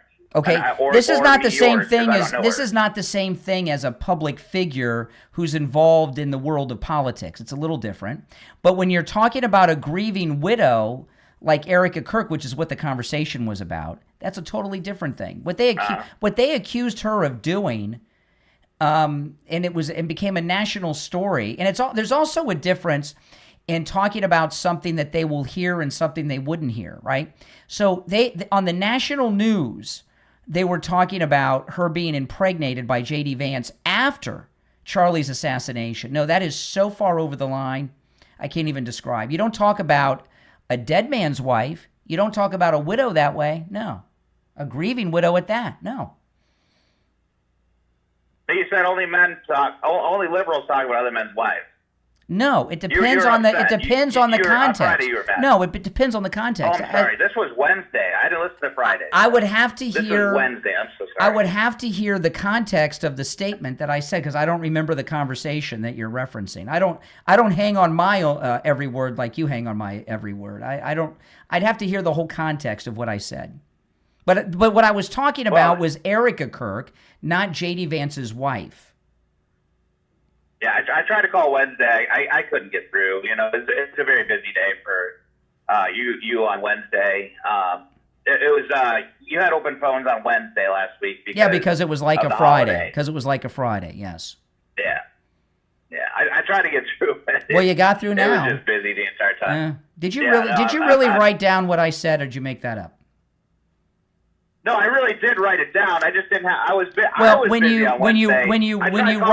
I'll tell you what. When next time you write it down, write down the day and the time I said it, and I'll pull up the audio and play the clip on the show. You got it. Okay. All right. I don't mind being caught. You know. You know how much I talk a day? I do at least 2 shows a day, 7 days a week. Sometimes 3, 4, 5. And I talk more than most any other person alive, okay? So it's not beyond the realm of possibility for me to say something that you catch me on. But you tell me when, tell me the time, tell me the day, if you think you got me in a hypocrisy, and I'll pull it up and I'll listen to it and play it. I don't mind doing that. You're on the air. What's your name? Where are you calling from? Listen, I was on the phone with you about a minute ago. No, it's 1 call per day. I know you're the the Greek royal. All right, 1 call per day, Your Highness.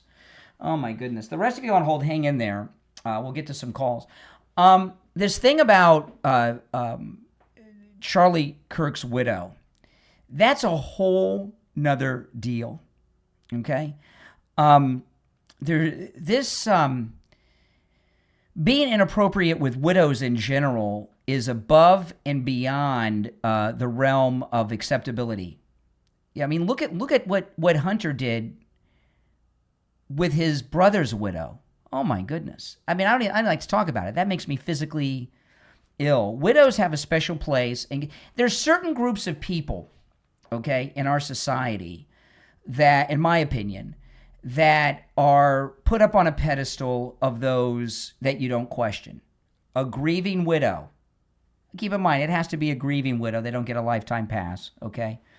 But a grieving widow and Holocaust survivors, you know? And maybe I can think of another one or two, you know, a grieving parent, you know, people like that, you know, when somebody's dealing with something.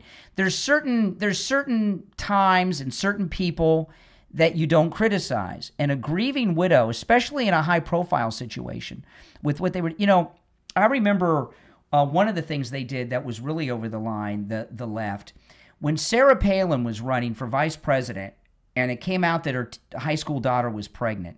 Now, Sarah Palin, they hid that. When she came out with John McCain, she was covering up her stuff. Remember that?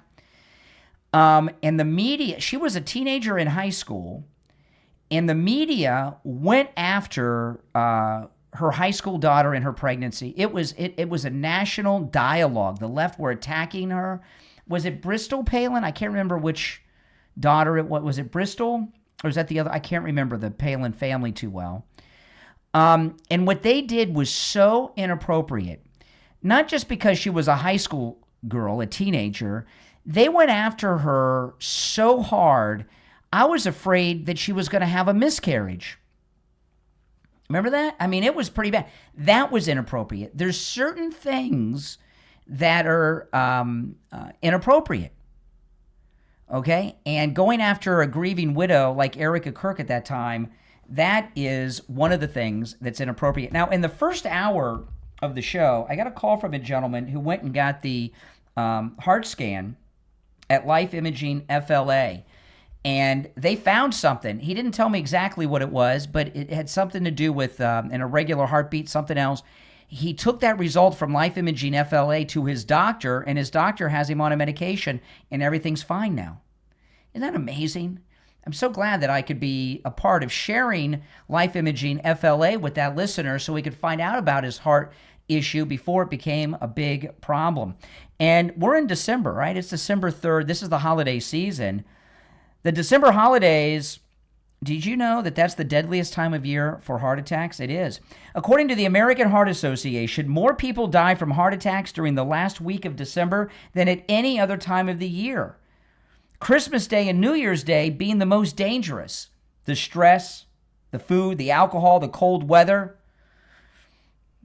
It's a tough time. All contribute to this spike. That's why Life Imaging FLA is offering free heart scans with a few minimum requirements valued at $699. When you're over at Life Imaging FLA, ask them about their full body cancer screening so you get that ultimate peace of mind. I had that too. Life Imaging FLA, they're all about proactive healthcare. They're saving lives before symptoms even appear. Schedule your scan today. Enjoy the holidays with confidence. Pick up your cell phone and call pound 250 and say free heart scan. You'll be connected in seconds. That's pound 250 and say free heart scan. Pound 250 and say free heart scan. You'll be connected in seconds. They have locations in Broward, Dade, and Palm Beach. Back with the Gold Report after this.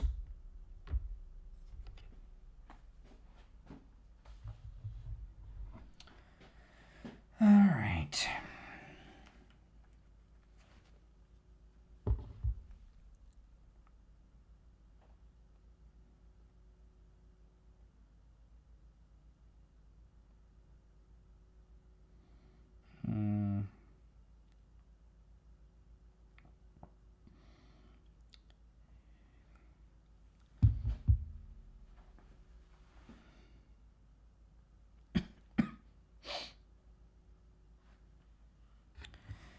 I'm waiting for Mike to tell me when we're going to be back from the break. If you're on hold, stand by. Oh, man. Well, you know, the holidays bring out the a different side of people sometimes on the phone, guys. Yeah, if you're on hold, stand by. If you would like to call in, the number is pinned in the live stream, and it is toll-free no matter where you're watching. Okay. Oh, we got just a minute. Okay.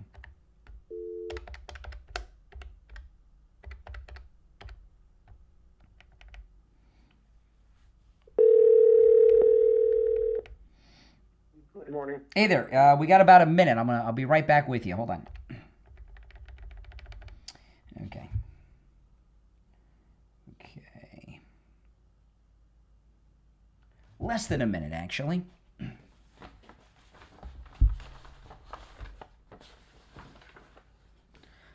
Oh, man, I have such a busy day ahead of me.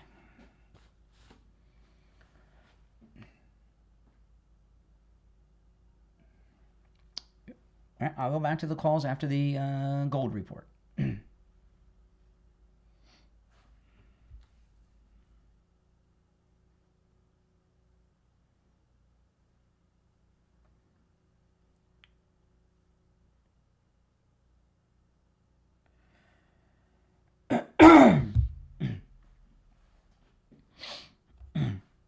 Here we go.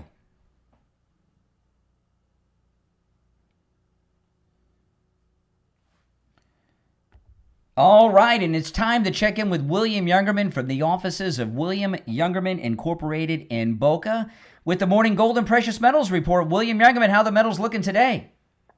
Metals looking good, Brian. A little bit of a pullback yesterday on some of them, but giving us a little buying opportunity on gold, but going to last very long. Yesterday we saw gold trade in a range of $41.65 on the low, all the way up to $4,237. Closing out the day down $25.20 at $42.0540, $4,205. Silver was up 47 cents yesterday at $58.39 the ounce. Platinum was down $17 at $16.38. And palladium closed up $40 at $1,447. Overnight, we saw gold trade in a range of $4,193 all the way up to $4,230. And right now, we're at $4,223.40. That's up $18, wow. $42.23. Silver up 41 cents at $58.80, very close to that $60 number that we're looking for. Platinum up $12 at $1,650. And palladium down $2 at $14.45. So the markets are doing very well, stable and pushing higher. How's the pre-33 gold and the 90% silver looking these days? Still at bargain levels, absolute bargain levels. You can buy 90% silver coins from us for $2 back of the spot price of silver, and you can buy many of the pre-33 gold coins for right at the gold value or just a fraction over that. That's amazing. So great values to be had in those areas of coins and precious metals. Now, people that would like to get their kids involved in the metals, great time, Christmas. What are some of the things you recommend that people can get for their kids and grandkids for Christmas that would introduce them to the metals? Yeah, a lot of people like to buy the silver eagles and actually get one for their birth year if they were born 1986 or later, and also put together collections of the silver eagles, getting one of every date, and that gives them something to give them whenever there's a birthday or just a little, here's a I love you, thank you gift for something you did, and you give them a silver eagle, and it's like maybe $60 or so, and you've got something that they'll treasure forever, and you just keep adding to their collection, or on other occasions you can get them maybe a 1/10 ounce gold coin. Absolutely. And if you get something like a 1/10 ounce gold coin, there's things you can put them in to display it and give them to them and keep it safe. William Youngerman opens up at 10 a.m. You can stop in at 150 East Palmetto Park Road in Boca on the first floor of the Bank of America building, just east of US 1 Federal Highway on the south side of Palmetto Park Road. You can give them a call, toll-free, 1-800-327-5010, 1-800-327-5010, and online, WilliamYoungerman.com. All right, William Youngerman, we'll talk tomorrow. Okay, have a great day. Thank you. All right, take care. I think I stumbled on something today that I'm going to cover some more. What they're doing on CNN and MSNBC, this Tokyo Rose style programming, undermining our chain of command, but trying to discourage combat military people to disobey orders from an admiral, from the war secretary, and from the president of the United States.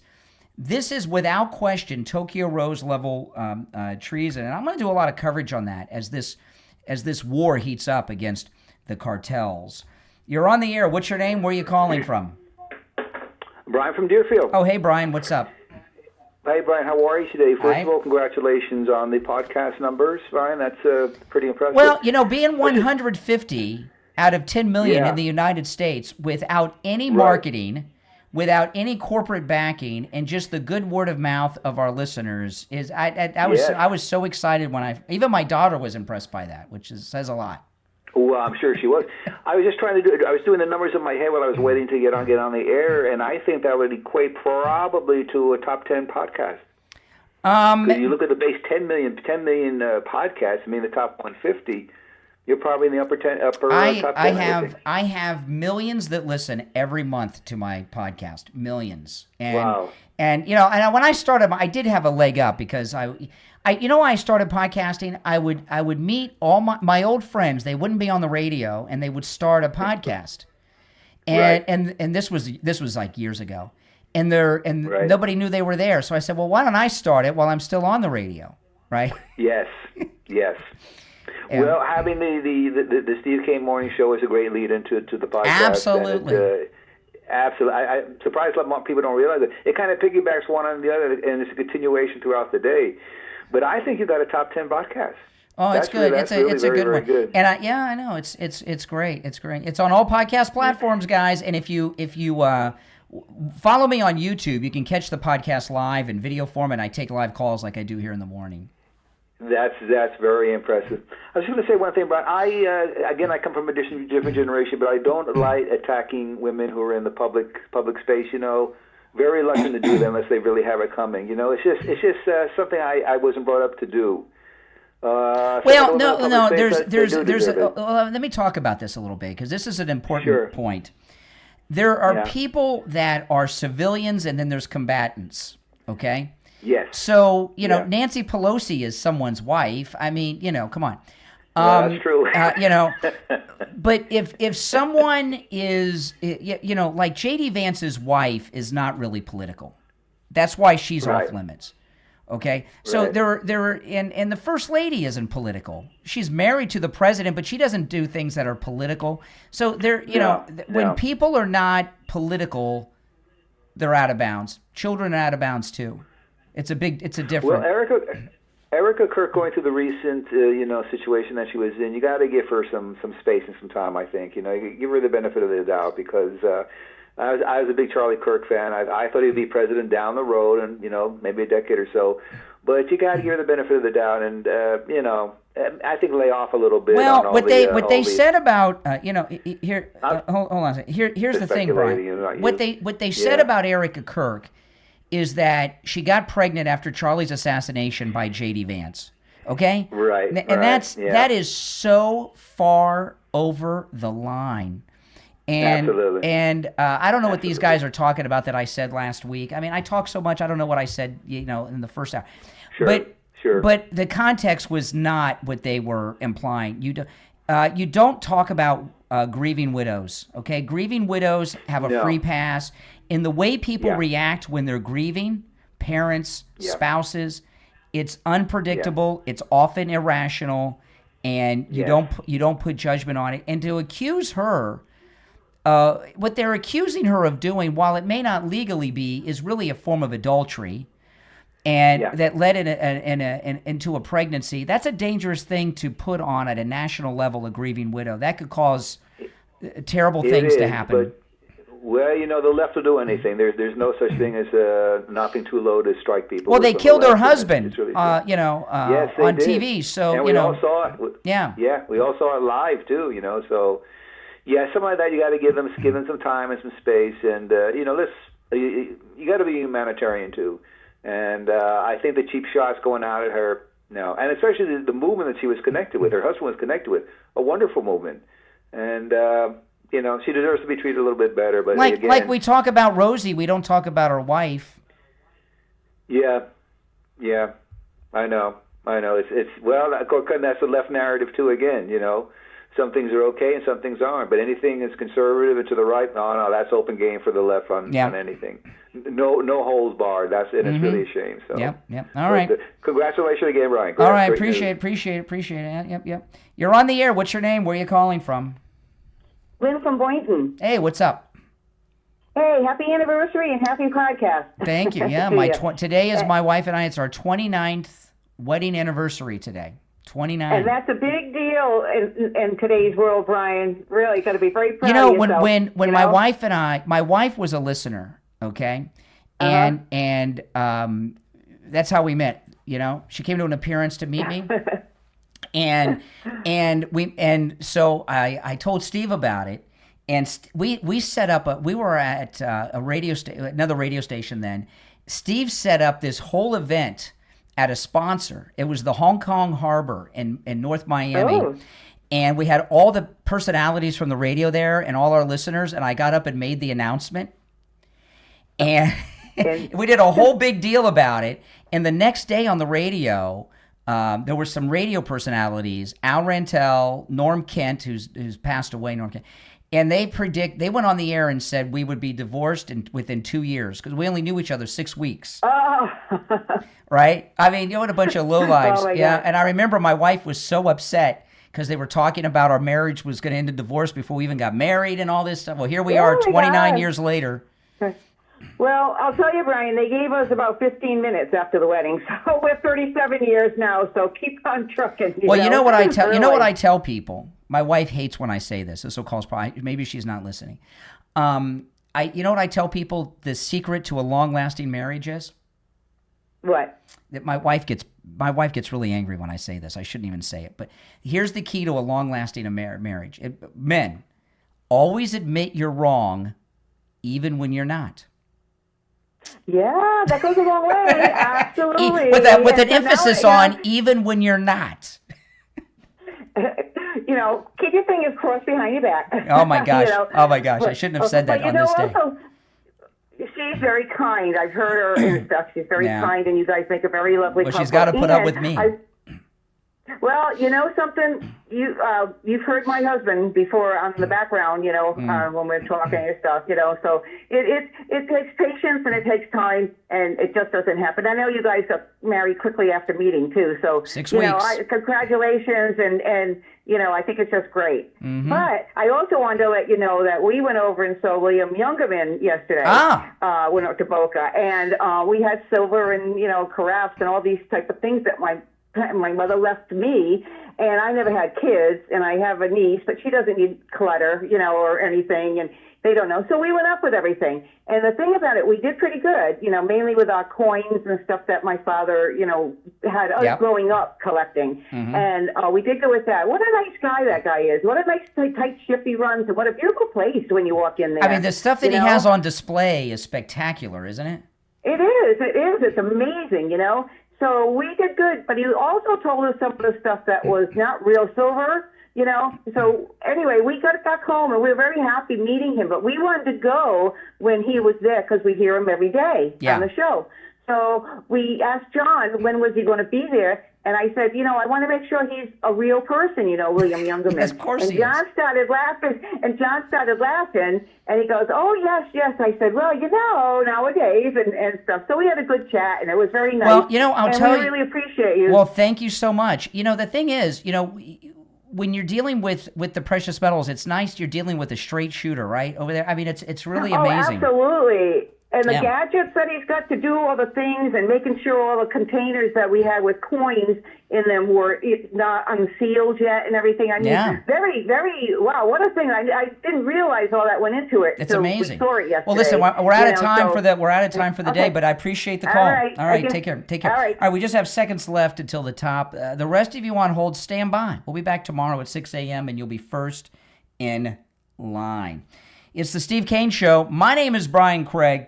This is Florida's longest-running radio show. See you tomorrow morning at 6 a.m. All right, we are clear. All right, I have to go because I got to record a commercial with somebody. Actually, I'm gonna record a commercial with a listener who is a client of George Colony. So. I'm going to call him up in just a minute and record the commercial. Listen, if you're new, make sure you subscribe, guys, okay? And please like the video. My name's Brian. This is where MAGA comes to talk. Take care.